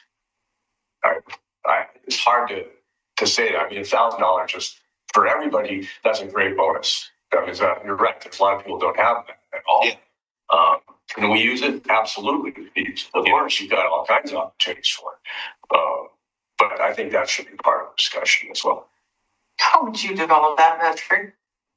That's a good question. I don't know. That sounds complicated. Well, I don't know that it isn't. We have a certain amount of area that we grow into. Oregon City itself doesn't have. We're on the urban growth boundary. We don't have a lot of opportunity to grow. But, downtown, for instance, Three Rivers, I mean, they don't have any Sure. per se until the courthouse goes in, and then all of a sudden you're going to have 80 chances to develop that area. Yeah. How many will, how many won't? I mean, Hillendale's, you're stuck in the middle. You're not going out or anywhere else. So I don't know how to put that, and I don't know how it makes sense to make sense. You know what I mean? You could also look at it from the standpoint of talking like signage and that sort of thing. The geographical placement of signage for Hillendale is kind of insurmountable, especially if you add in Jordan's that, we've got to put signs everywhere. Whereas you've got a more concentrated, group of people as does Kima. So you can look at it from that standpoint. It's how you look at it. And I don't know what the right criteria would be. Let's go over to Linda. I would think another way of doing this, because we're between now and June or July 1st, lots of the neighborhood cribs are going to be hard pressed to spend $1,000. Maybe not. But that money, I think, will roll over to, of course, next year. And then the same way we've always used it. Someone's new coming in to get happy. They need signs. They'll come say, hey, we need X amount of dollars. Someone like Kanima, who probably hasn't spent that, or maybe someone who's not active, so here's the money. We can shuffle the money around. We've always been very good about doing that. Kanima, we do have our signs. We're a very small neighborhood. Maybe we'll use some of the money for flyers, for materials. We don't even have our ice cream social until the end of the month. So that will just probably be no money spent. Yeah. But other newer neighborhoods, yeah, we do need some signs. We do want some flyers. We do want this done. Just seeing how this was allow things were allowable. We've always had for the last couple of years, a Halloween party. That's been put out for money from a couple of businesses. I think we've got 2 of them in Geneva, and they pony out most of the money for this. But some other avenues that we do, because we this for science, we call it science and but $1,000, I think would be very hard pressed to spend $1,000. Absolutely. Bill? One other thing I just want to point out, it's not just membership development, but also market penetration. We've got 1481 addresses, but we get 2% attendance at meetings. If we get 2,000, that's great. We're new, so we don't know if everybody else gets 80 or 100 people to meetings. But one way, we're losing postcards, and I've heard that's the biggest thing that draws people out. And if we're losing postcards, we haven't transitioned them to trail news. So is there another way of getting more market penetration? Oregon City Chit Chat has huge market penetration. Over half the city seems to be participants in Oregon City Chit Chat, but we're getting like 2% participation of NAs. So how can we get people out of their houses to meetings? That's another way to think about spending money. Yeah. Yes. We do have, our mailing list, if you add up what the city has and what we have, I think we've got 200 addresses out of 600. So again, I don't think we're sharing information. Probably, you can't imagine one of my favorite sayings. So if we define the kind of data we could take and share, then we'll see who's doing a good job and adopt the practice, and who's not being as effective in market penetration. So I would like, what are you going to talk? Sorry. So I would like clarification on signs. I think we could do, if we're doing a neighborhood garage sale like McLaughlin does, Gaffney Lane is not doing that. Can we get individual signs for people that are doing and participating? Because that was an issue that we had before. Individual signs. Yes. So like signs for each individual's That's gonna participate. place. Or a few for out on the street. I don't know. These are things I'm trying to think about. To me, as I read the guidelines, I would say like you're being like in general, like here's the garage sale, neighborhood garage sale over this way. I wouldn't think that would be an issue. Putting signs specifically at people's places for a garage sale, they're making money off of that, right? So that I don't think will qualify. So do we form a committee that kind of helps guide people, organizations through, you get to spend this much money, but maybe your idea, what about Google ads? Google ads, Facebook, or something? See, these are all things. That's certainly, and if you're gonna give me $1,000 to spend, maybe that's the way I want to spend it. Is that okay with this group to do that? That's I guess that's up to this group how they want to modify the the rules and whatnot, right? How does that look at?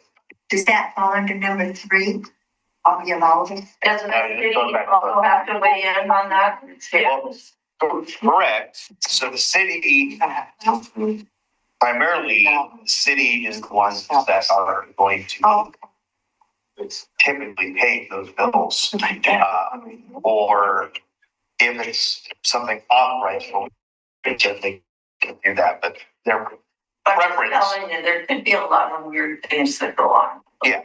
Well, and the other side of that, though, too, is that if you're advertising with it and it's city funds, then the city needs to have control over what the messages it's going out to, right? Just like we did with postcards and things like that. So it has to be for public benefit. Correct. Yeah. So I had one more thought. I don't know if any of the other neighborhoods have schools in their area, but I was wondering if we could come up with, the CIC could come up with just a one-page fact that we could hand out at open night at school, if the school is okay to do that, about the neighborhood association, and it's not a homeowners association. And because people are very confused about that, and you'll have to show up in person. Can we say that you can Zoom into meetings? I mean, maybe it works out better for the younger people who have kids that are to just Zoom in and stay home with their kids. I don't know. So that was another idea. Okay. Did you have them online then? Joy had a question regarding the budget, inquiring if the 2025-2026 fiscal year, if all of that amount is not spent, will it roll over into the next fiscal year? And the answer is yes. But until, that's what happened in the last CIP budget, but we really try to work within the means of what is allocated to one individual fiscal year. Yeah, so it will roll over into 2020 until June 30th, 2027. Yeah. But then anything that's after, that's still in the budget and not spent, June 30th, 2027 is gone. And then we have a new budget. Right. Yep. And if I can emphasize, and I've created this one pager because I've already received a whole bunch of inquiries from the neighborhoods of, can I spend the money on this? Can I spend the money on that? I will emphasize that what has been told to me from upper management is the neighborhood association's $1,000. At the end of the day, this is the CIC's budget, but the neighborhood associations have $1,000. They can be able to spend those since we're no longer having to allocate all of the CIC funds towards postcards and marketing. That marketing's for free now through Trail News. The neighborhood associations each have $1,000. Let them have the freedom to be able to have ice cream socials, to be able to be creative with their community engagement. That's the directive right now. How the city spends and the neighborhood association spends their money, I think will be reflective heading into the next biennium on the amount of funds that the committee will be allocated. Yep. Well, it seems to me that the original money postcard was meant for membership development, to get more people to your meetings, right? And that was kind of the whole concept. Marketing, to your point, Bill, is, I mean, that's part of it. I understand that completely. And I think overall that if there's money that this is going to give to the neighborhoods or to the city, I think it all should be based on, at least the top line should be membership, because that's what we're trying to accomplish with this. And then what goes down from that, I mean, maybe it could be a ice cream social, maybe it could be something in those lines to develop membership. That's what we're trying to do here. Anything that's I don't necessarily think fundraising is not marketing development, in my opinion. If you want to fundraise, then you need to find a way to go out. Grants, there are grants available. There are things that are available to do that. We've done it over the years, and it is there. It's available. So I think we as a body should come up with the general rule, and if that general rule could be, this is my opinion, it should be general, it should be membership development. Go from there, and then you can break it down. But at least then you have a vertical market that you're looking at instead of, trying to put. I can see this going all in different directions. And that's why I think it should be pretty well defined in what it can be used for. And if you're a creative writer, good luck to you. You can sell that to the CIC in the city, more power. But if it has something to do with membership development, I think it's fine. And I personally don't have any $1,000 per neighborhood association. I thought it was something we should discuss. Absolutely. Okay, I know we're new. We're pretty new as a neighborhood association. It's about getting out there. If you don't build a community, people aren't going to come. I don't care how many signs you have. 5 of us walk 1,000 houses. We fill this place every meeting because people want to get involved. We can advertise. If people don't want to get involved, if you don't get out and talk to people, nobody gives a shit, pardon me, about neighborhood unless you want to be inclusive and let people know what's going on. That's at least on our end. We're growing every time, and it's not taking a lot of us to get out there. So, money-wise, pay for new shoes. yeah, I mean, I guess you gotta want to be involved. You gotta want to care about it. So yeah. Thank you. That is good advice. And we'll definitely all do it more.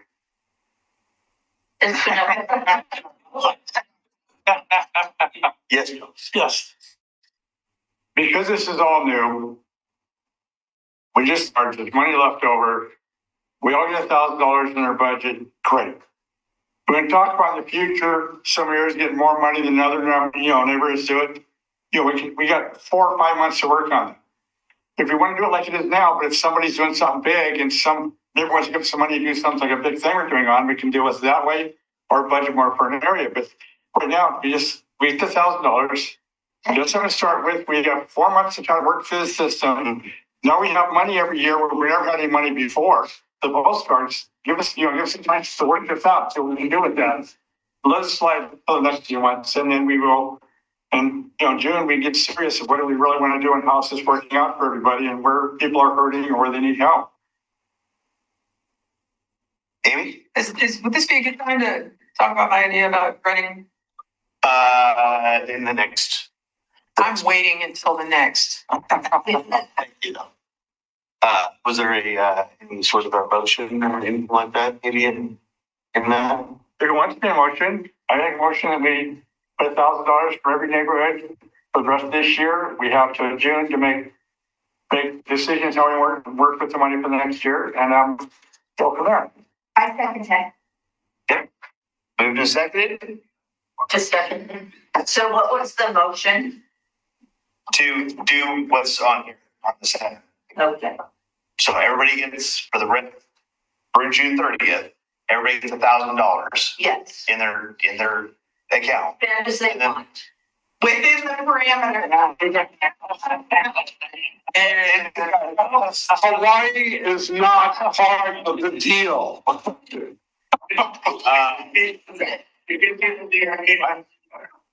So it's got to be within these guidelines here. Okay, if it's questionable or anything like that, then it's probably going to have to come. So maybe you could include that in your motion. What's that?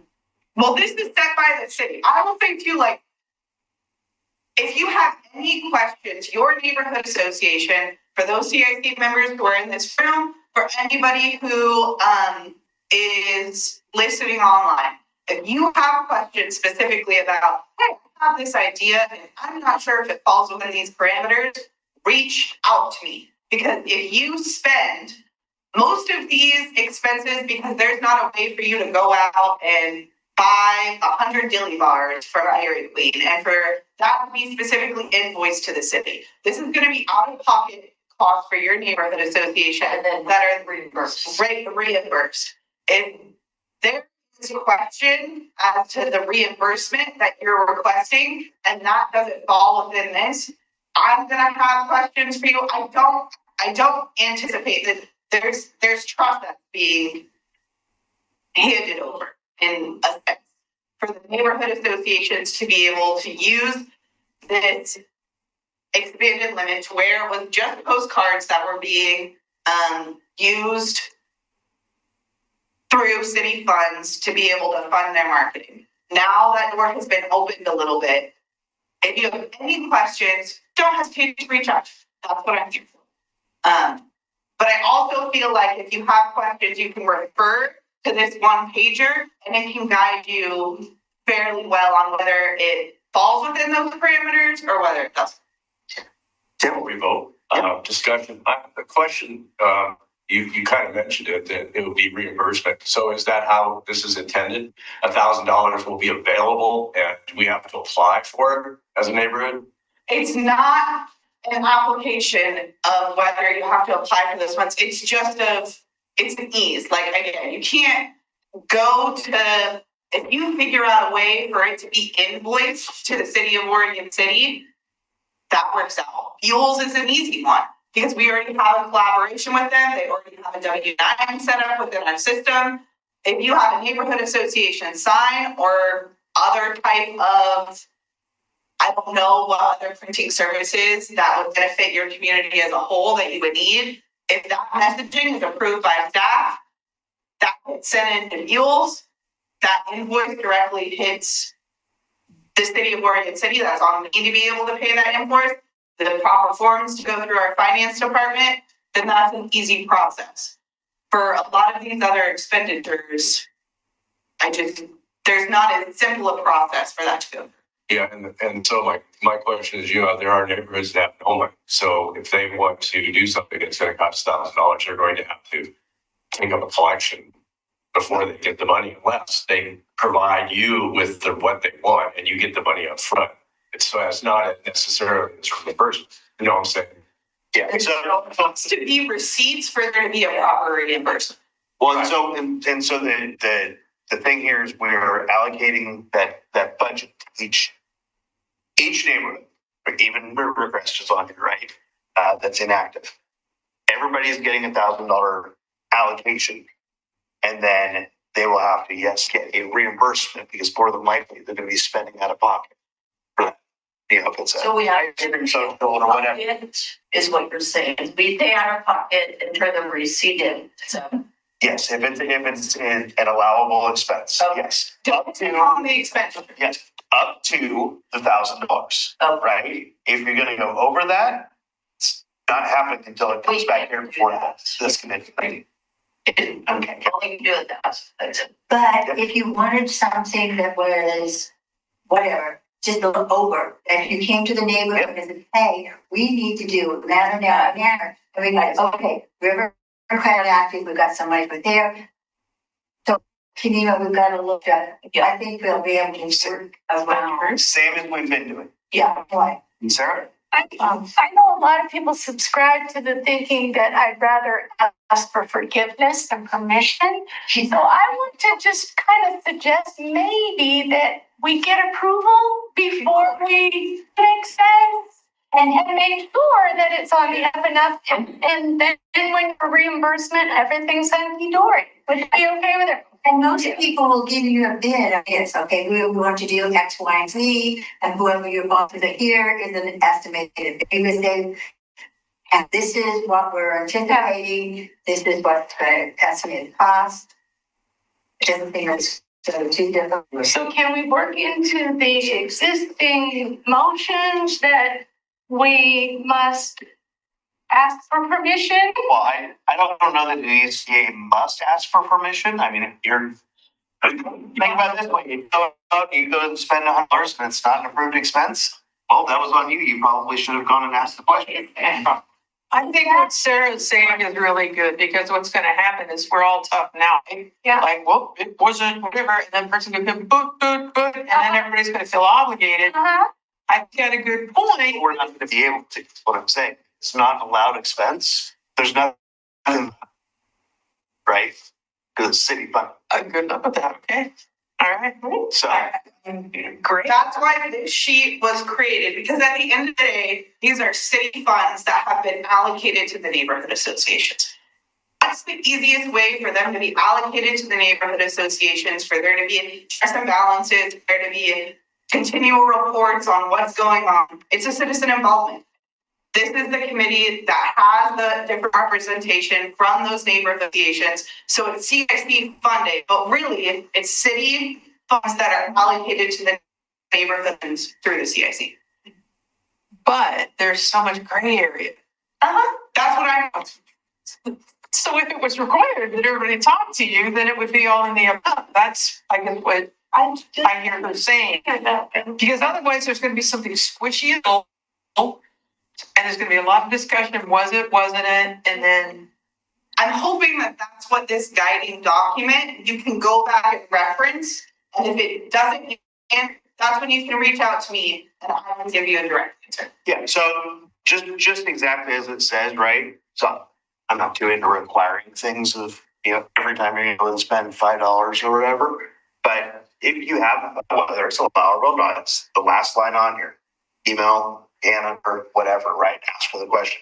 If you're standing at Hobby Lobby, a Christmas tree there that you really want to buy for your neighborhood, and it's on sale, percent discount, it's $108. You're not sure if it's covered, call him. Also, a Christmas tree, like that's not ever looking at. I'm just,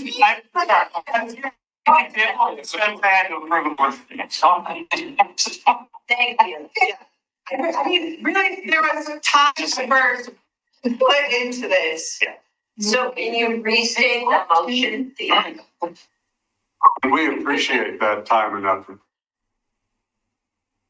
Okay, the motion was every neighborhood get $1,000. For the middle grafter? For road graft, we said to the end of June.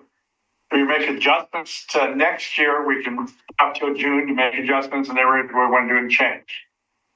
We have a guideline, what we can spend the money on. If there are any questions, we ask questions. You're gonna Lindsay, you always come back into this meeting and ask for something after, but it's there. It's something we've never had before. So let's just, that's really important. We've never had this before, so let's just do what we do. We have a few months to see what happens, but I think it's necessary to get this started for now, so we know what we can or can't do and what's working for us. We've never had it before. Thank you, John. Can I say something? Go ahead. It's, that people have different, ideas. They would consider building, and getting the community to come. Sometimes it's time of need, sometimes it's time of ice cream and celebration, sometimes it's a time of enhancement or work party. So those are all kind of questions, but again, those are things would be individual to the neighborhood. Yep. Thanks, Dee Dee. That I will emphasize too is in regards to enhancement, and I haven't gone back to a particular neighborhood association about this, but I've had conversations today. If you are hoping to do a specific park enhancement project, if you have not contacted, had that approved by the Parks Department, then your neighborhood association funds can't be used to be able to have any type of project related specifically to a park within the Oregon City. Oh, we know that. We are fully aware. We're just getting ducks in order. The Christmas tree is on sale. That's all.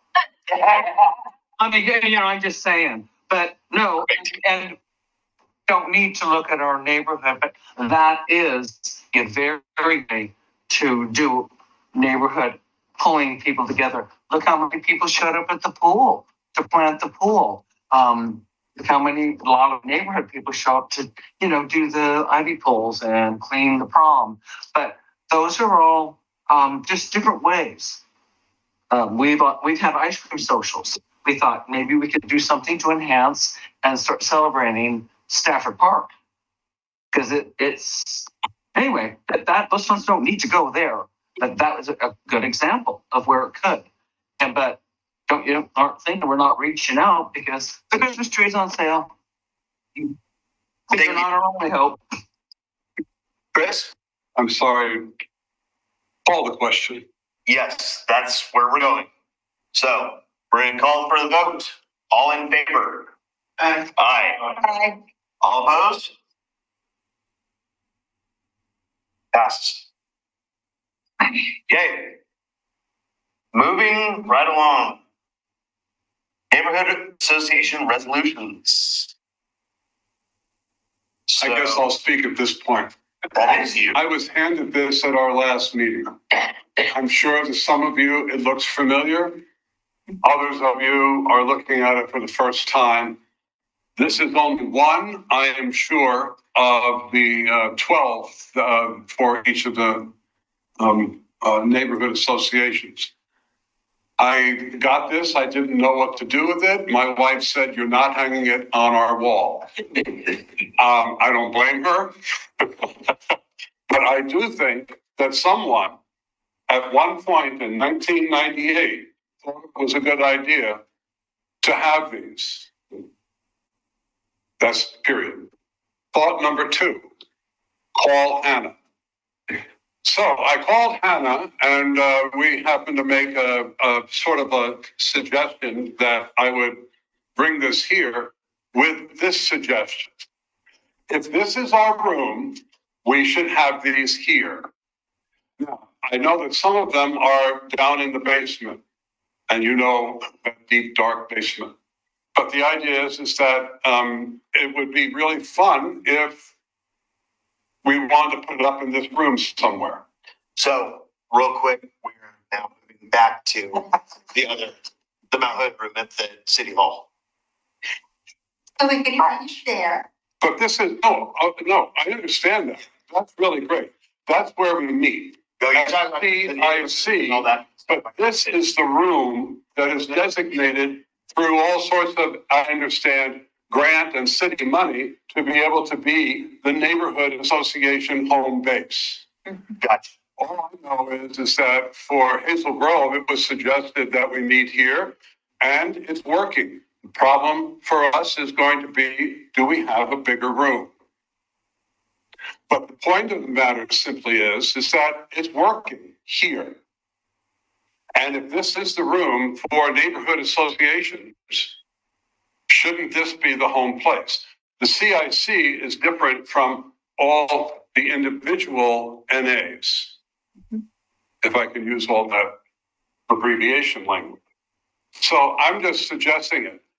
there are three places for this to go. Number one, I will put this in the basement and it won't be talked about again. Number two, it can be put up in this room. Or number three, we can have a place that is mutually acceptable for these things. That's all I'm suggesting. I'm not having an agenda here. I just thought if someone this is not cheap. And if someone puts something in and thought into buying these and developing these, you understand where I'm going. Yep. No, that's great, Chris. And I get your point now about CIC versus the neighborhoods. Exactly. That's all. Not the neighborhood to me. That's all I'm trying to say. Yeah. Not everybody does, but These aren't going to the wire, so. yeah. I mean, anywhere else, it wouldn't make any sense. Yeah. I mean, Donna?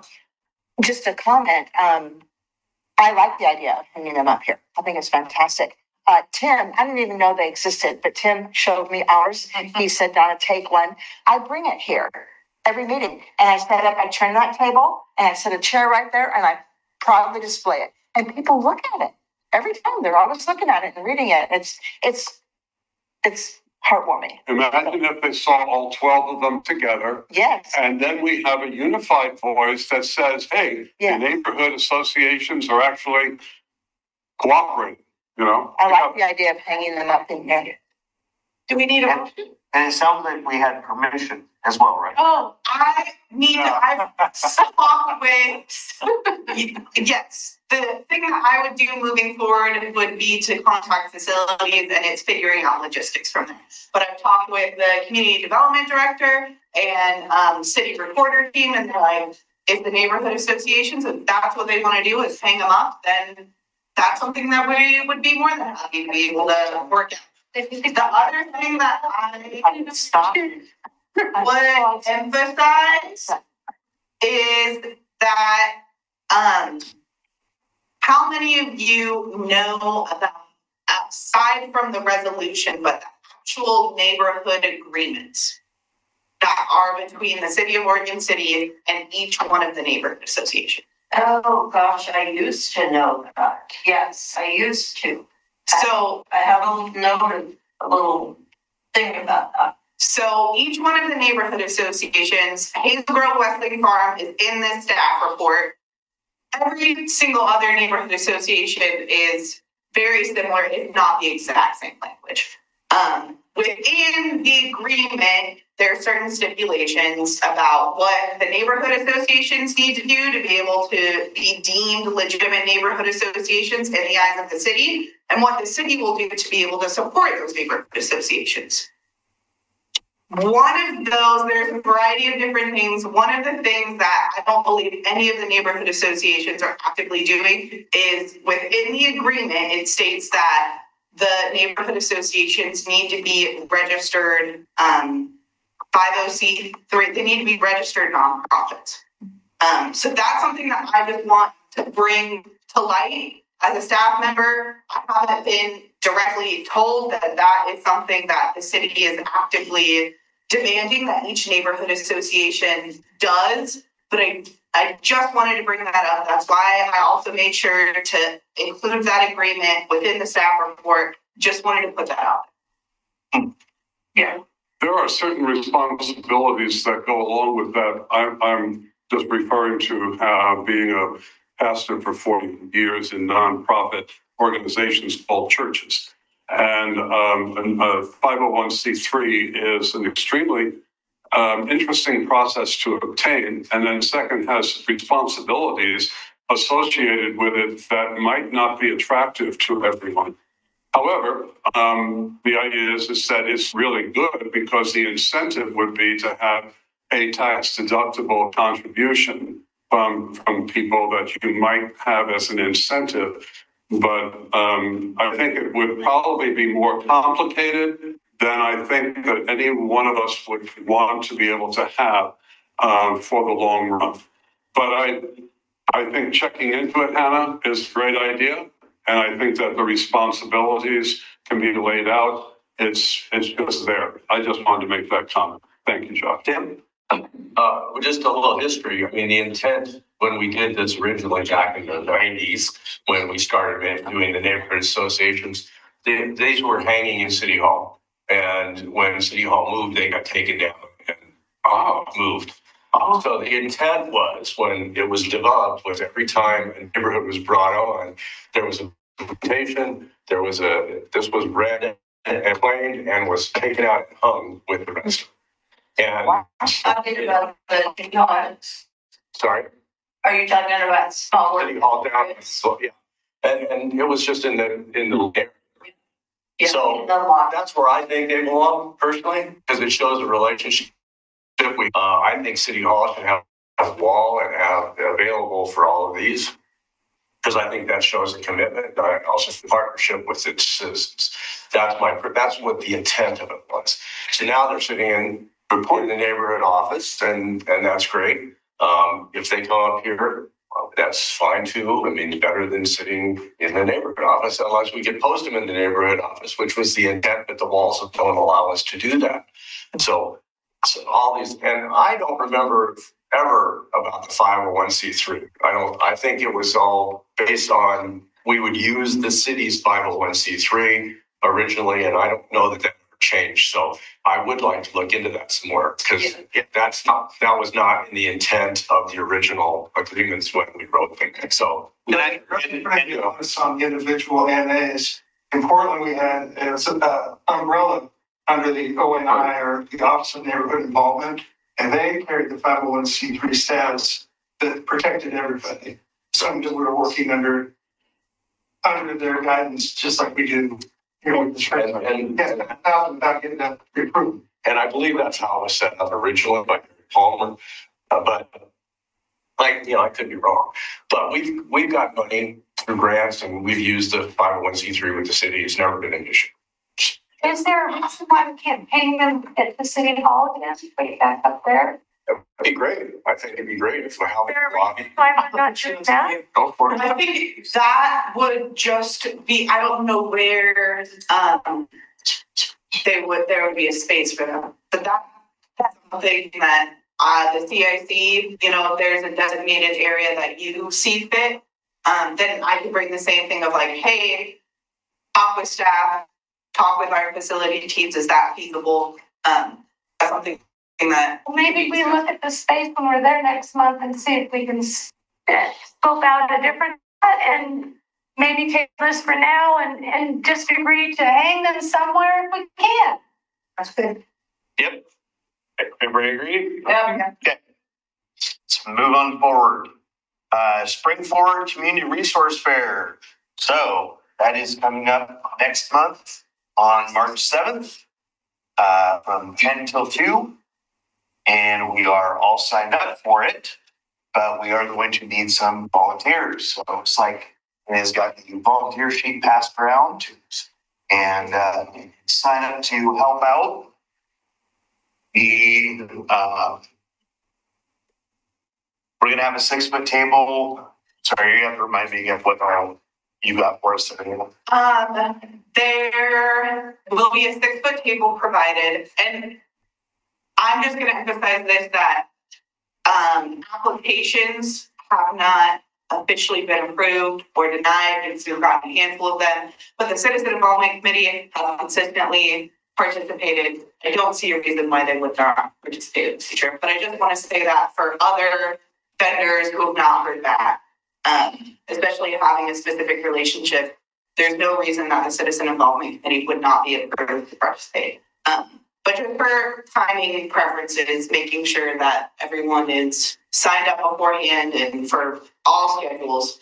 With that being said, a 6-foot table, probably 2 chairs. If there's more chairs needed based on how many people are signing up, 2 to 4 chairs. There is the neighborhood association map that's located within the neighborhood association basement. So I don't have I would be requiring or asking that one of the CIC members picks that up in advance to the meeting. I I do have an easel that the neighborhood associations could use, but I know that that's been something that has been, an issue for them.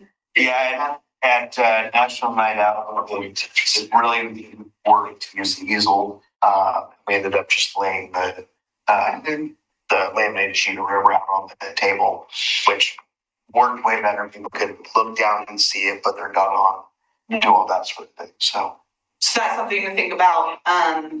Also have attached the neighborhood association, flyer that has the meeting information. Really, I'm hoping that neighborhood associations look over this. If you, instead of me printing out copies, if you want to have copies printed through Buell to have more official looking flyers, that's something that could be an expense within the overhead. That would come out of the Citizen Involvement Committee's budget.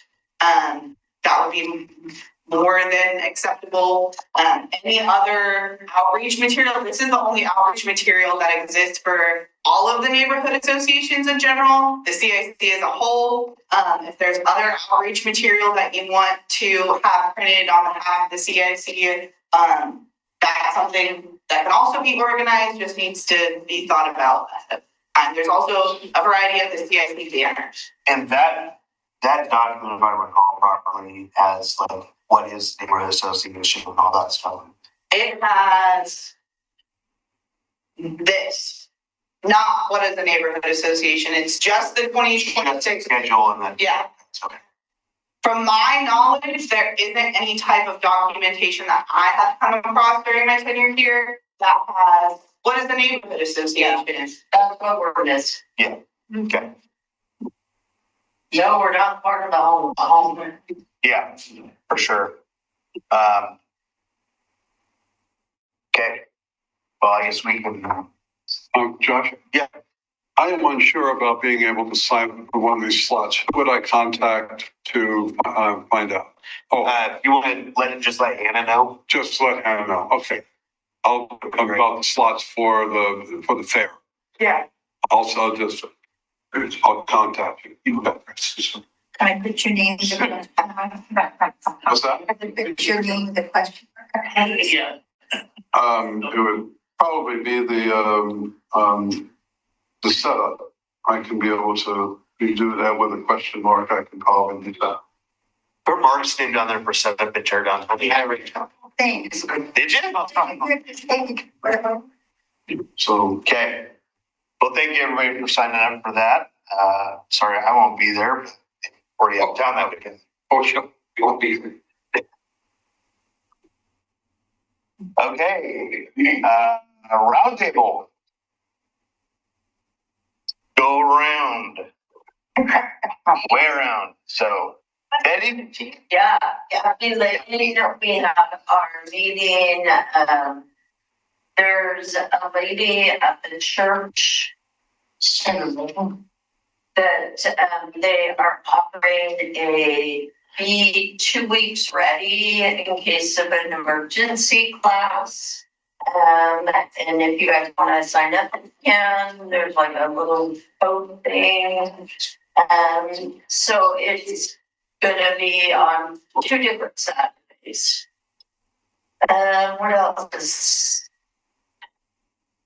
What else we have?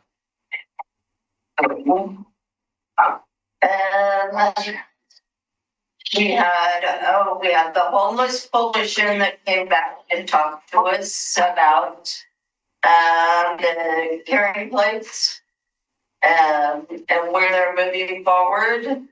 Security is not in their realm of concern at this point.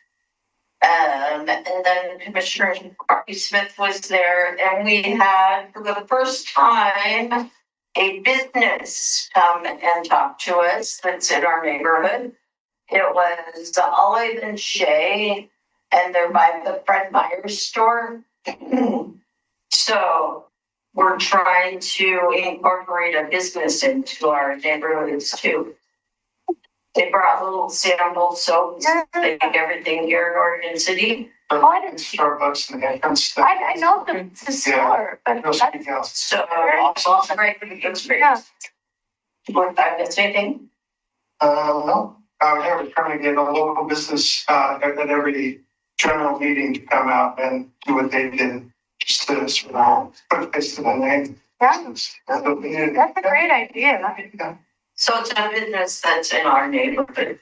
Yeah, excellent. Very South End? We had our first regular meeting with about 24 people. I was excited. We talked about the be ready 2-week kind of thing. We're planning South End Road cleanup and evacuation. You can put that in the Journal News, let everybody know. About keeping track of the data. Do you mind if I work up a proposal for what it would be great to consolidate in a spreadsheet here? Just when the meetings happen, how many people are on your headline list, how many showed up, and I think it'd be interesting for market penetration. Sure, absolutely. Okay, I'll send you. Yeah, perfect. Thank you, Bill. Then we've had the mayor come. And Mayor two people running for office for state. That was unofficial. Unofficial, they didn't come. Because I didn't realize they were out there so early. But they. Yeah. Ryan, birthplace? Blackness Heights Developments, steaming right along right there behind Steve's, Mark. And then with a lot of development around the Cedars Farm, kind of above Bolcom School. Big Dreams going to be up there in summer. A lot of development, a lot of residents and neighborhood association members interested about street widening and access and basically transiting in and out of the neighborhood and getting out. And then, we have a general membership meeting in February that, as well as finishing up our grant for the Park Place Park. Hope to have a outreach for some whoever wants to come, like a little party, maybe in May or something like that. Something like that. Some kind of ice cream or something. There you go. Yeah. Hey, Brian, Kanema?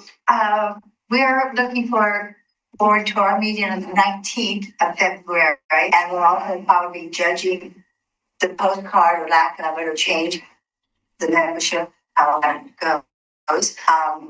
And we're also working on a cemetery. We have the wonderful cemetery in Kanema. We have a person who lives in Kanema who has volunteered his time and artistic to make a new gate. And so we're trying to set some old historic gates. Give really a little more presence to that cemetery. So that's just private money and a committee. We're most of us who are on that committee and activated with that. Anything that you else really can think of? The cleanup will be again around Memorial Day again, and they're opening the cemetery north on it's the first and third Saturdays. Yeah. They're opening it up more. And that's the Kanema Cemetery. Kanema Binding Cemetery. The Elizabeth Barlow's there in the Barlow Trail, and just a plethora of Civil War veterans after the Civil War, the hospital in West. Thank you. Hazel Grove? Yeah, I have one question for everybody. It's sort of a collective question. At our last meeting in January, we had a company and also the school district present something about John McLaughlin School's upcoming renovations. They're starting the day after school is out and all the rest of that stuff. And as they're preparing for that, they wanted to give us an update of what was planned and what's going to go on and all the rest of that stuff. After the meeting, about a week later, it was just fine. I got an email from the person that is the managing person for the project from the company, and she was asking for a copy of our sign-in sheets.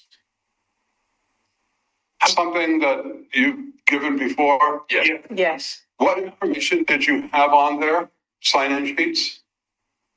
Name, Well, name, address, phone number.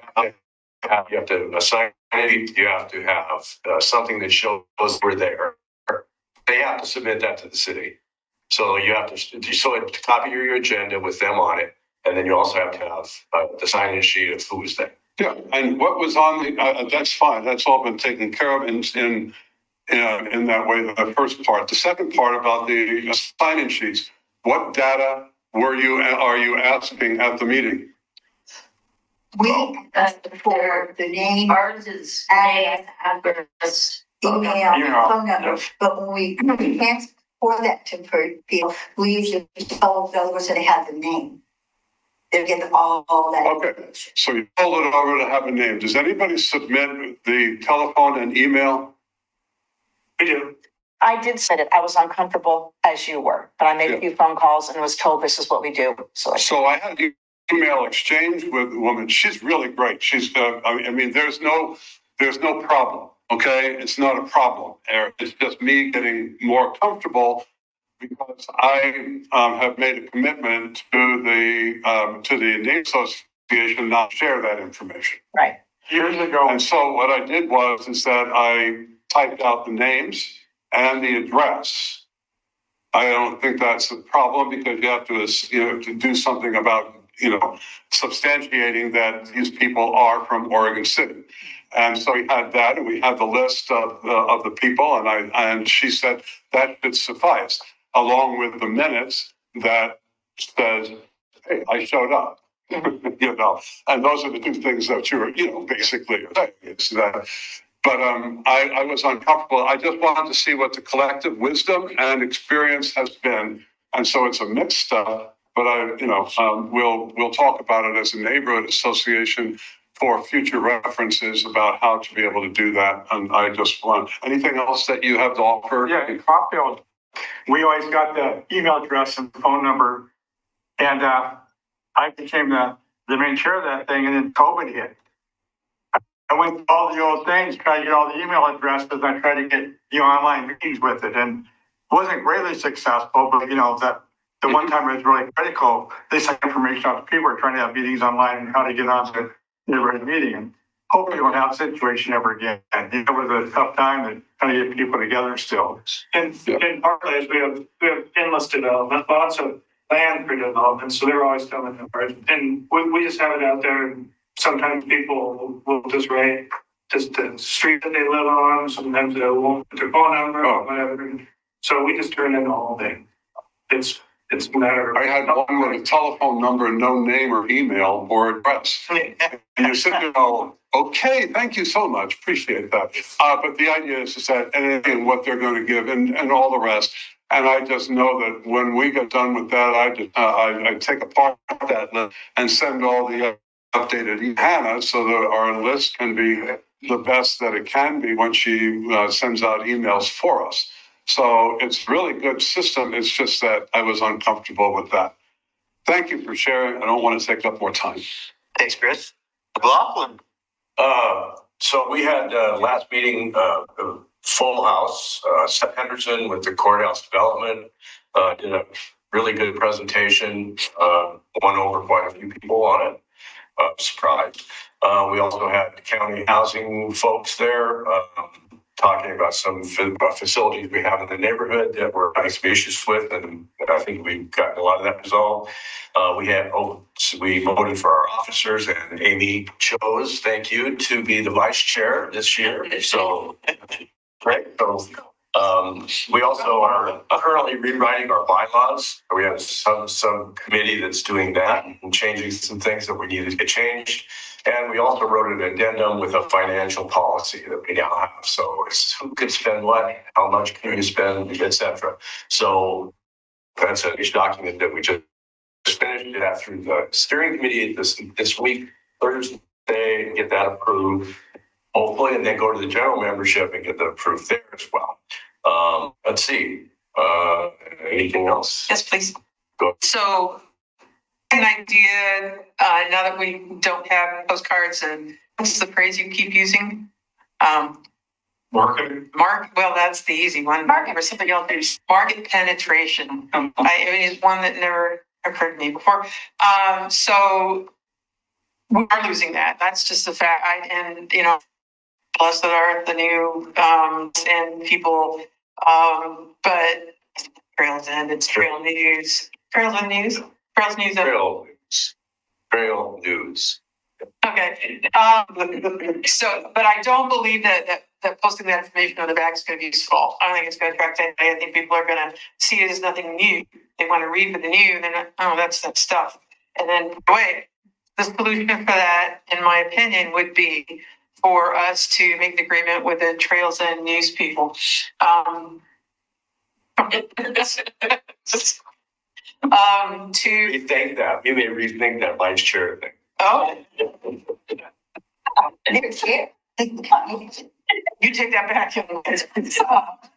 But that we put an article at least quarterly, and if we could ask for some nice real estate, BNU, and it's exciting, and a changing cast of these, associations who have done something cool for their community. So we've got a couple of instances where neighbors have come to us and been upset about something, and we've worked with them a resolution that's success, and it's exactly what you want from a neighborhood association. So it's even better than just putting out a postcard, because now people are like, wait a minute, I've had an issue with this thing for a while and I may show up. So I guess today was the opportunity to kind of put that out there as an idea, maybe some discussion, but then this might. Yeah, we'll have a discussion. I'm going to put it on the general business for next meeting, but we wanted to everybody kind of hear the idea of having success stories or something in Trail News and be able to kind of have some thought about that. And then we can talk about it at the next meeting, get more into it in detail. So, can I provide staff parameters? Yep. Being the direct connection to the Trail News editor, our communications manager. So the goal of Trail News is to have current, updated news getting to resident mailboxes every month. My boss, communications manager, the one who's going to be editing and producing this, is like, if the neighborhood associations have relevant news to be able and are producing their own articles and submitting based off of space, at the end of the day, it's going to be city department news that's going to be prioritized. If there's room in their space, absolutely. If there are neighborhood association articles that there is not trail news, there's not room within them on trail news for, we have the e-trail news. That's something that I feel like has been utilized in neighborhood association events like cleanups, but there hasn't been like an article approach of, hey, we have this story of neighborhood associations that we want to share. So it's something that the city is definitely want to be encouraging of, but also want to be realistic of. The purpose of Trail News is to be able to promote the city of Oregon City, what's going on. If the neighborhood associations have a story, there's room within the Trail News. It really shouldn't be an issue. At the end of the day, Jared will have all editorial rights. So it's like there being an official agreement between the CAC or the neighborhood association with the Trail News. That's not going to be a possibility, but it's going to be, if the neighborhood associations have something to produce, you can submit it by the deadline, and if there's room, it'll definitely be featured. Well, yeah, let's keep thinking about that and talk about it some more next. Okay. Thank you. Thank you, Amy. We'll continue that. Yes. All right. Buckfield. Well, if I'm skipping over there, then I go to Hillendale. Me? All right. Gee. Well, we have our meetings early in the month, and when we are in January, that's really tough to get people to come first week January after they, So we did not have high hopes for this general membership meeting that we held. decent turnout for what we normally get, and that was nice. But we had a downplayed sort of agenda. We did a dud and pony show about sea stuff and local information and stuff. It wasn't a riveting meeting, but we did get some feedback, and you know, we did tell all of the attendees about the new in place of postcards. Is real news, so about 15 people will know. It is what it is. And then we have our steering committee meeting tomorrow. We'll have to make all of our decisions because our meeting in April is so early in the month. We're going to have to put it in trail news for March, which is going to be a problem. But we're trying to tap into all our other ways of contacting. Barfield. We had our meeting last week, I think it was, and we too had Seth Henderson in. He did a great presentation. Yeah, he was wonderful. The mayor was there, as well as Commissioner Wilson. So it was a great meeting. We had a lot of people. We finally elected a secretary. We have a father-son team that are going to be the secretary now. So I'm very thankful for that, to have some help. But now we're going to have some steering committee meetings, which I'm very excited about, being able to start those. And this upcoming meeting, I think most of you already know, we're going to be doing a candidate forum. And I think that some Gaffney Lane people are coming. But we're going to be mindful of the 70, so we'll see how that plays out. I am a little bit concerned because it's going to be in the newspaper, and if the whole city, but we'll just see how it works. Going forward, I'm very excited to hear what you guys are all saying. It's giving me ideas, things to think about and to plan. And so I like these interactions very, very much. Thank you. Bill, Joy, Dee Dee? Yeah, we've taken a hiatus for the winter after we kind of lost Carla. And so our next meeting is March 10th, and we're just still pulling together the agenda and the topics, but kind of got it in the February Trail News for us. So March 10th will be our next meeting. Awesome, thank you. And then I just wanted to say a couple things real quick before I hand over to Adam. On the Chiefs Advisory Committee, there are several openings for neighborhood association representatives. So Coffeyville, Hazel Grove, Park Place, South End, Tower Vista, Two Rivers are all vacant right now for representation. So that's for what? For the Chiefs Advisory Committee, Police and Fire Chiefs Advisory. So if you want information about that, and see me after the meeting. And then depending on what all we've got in our charter or whatever, we actually have a requirement for doing goal setting, which hasn't been done since like 2017. So we'll be taking a look at those and kind of perusing and seeing if we need to make any modifications or get a subcommittee or whatever to go on that. So that's what I got. Adam. Thank you. Good evening. First, I will just give a plug for the PSU transportation class. I attended that and participated in 2024, and that was the first year that they opened it up to all metro area residents beyond just those living within the city of Portland. And I was the only person outside of Portland there. So it would be great to have more diverse representation at that class, and you'll learn a lot. For City Commission, we have 2 meetings on Wednesday. We have Urban Renewal. With that being the first meeting of the year for Urban Renewal, we will be electing a chair and vice chair.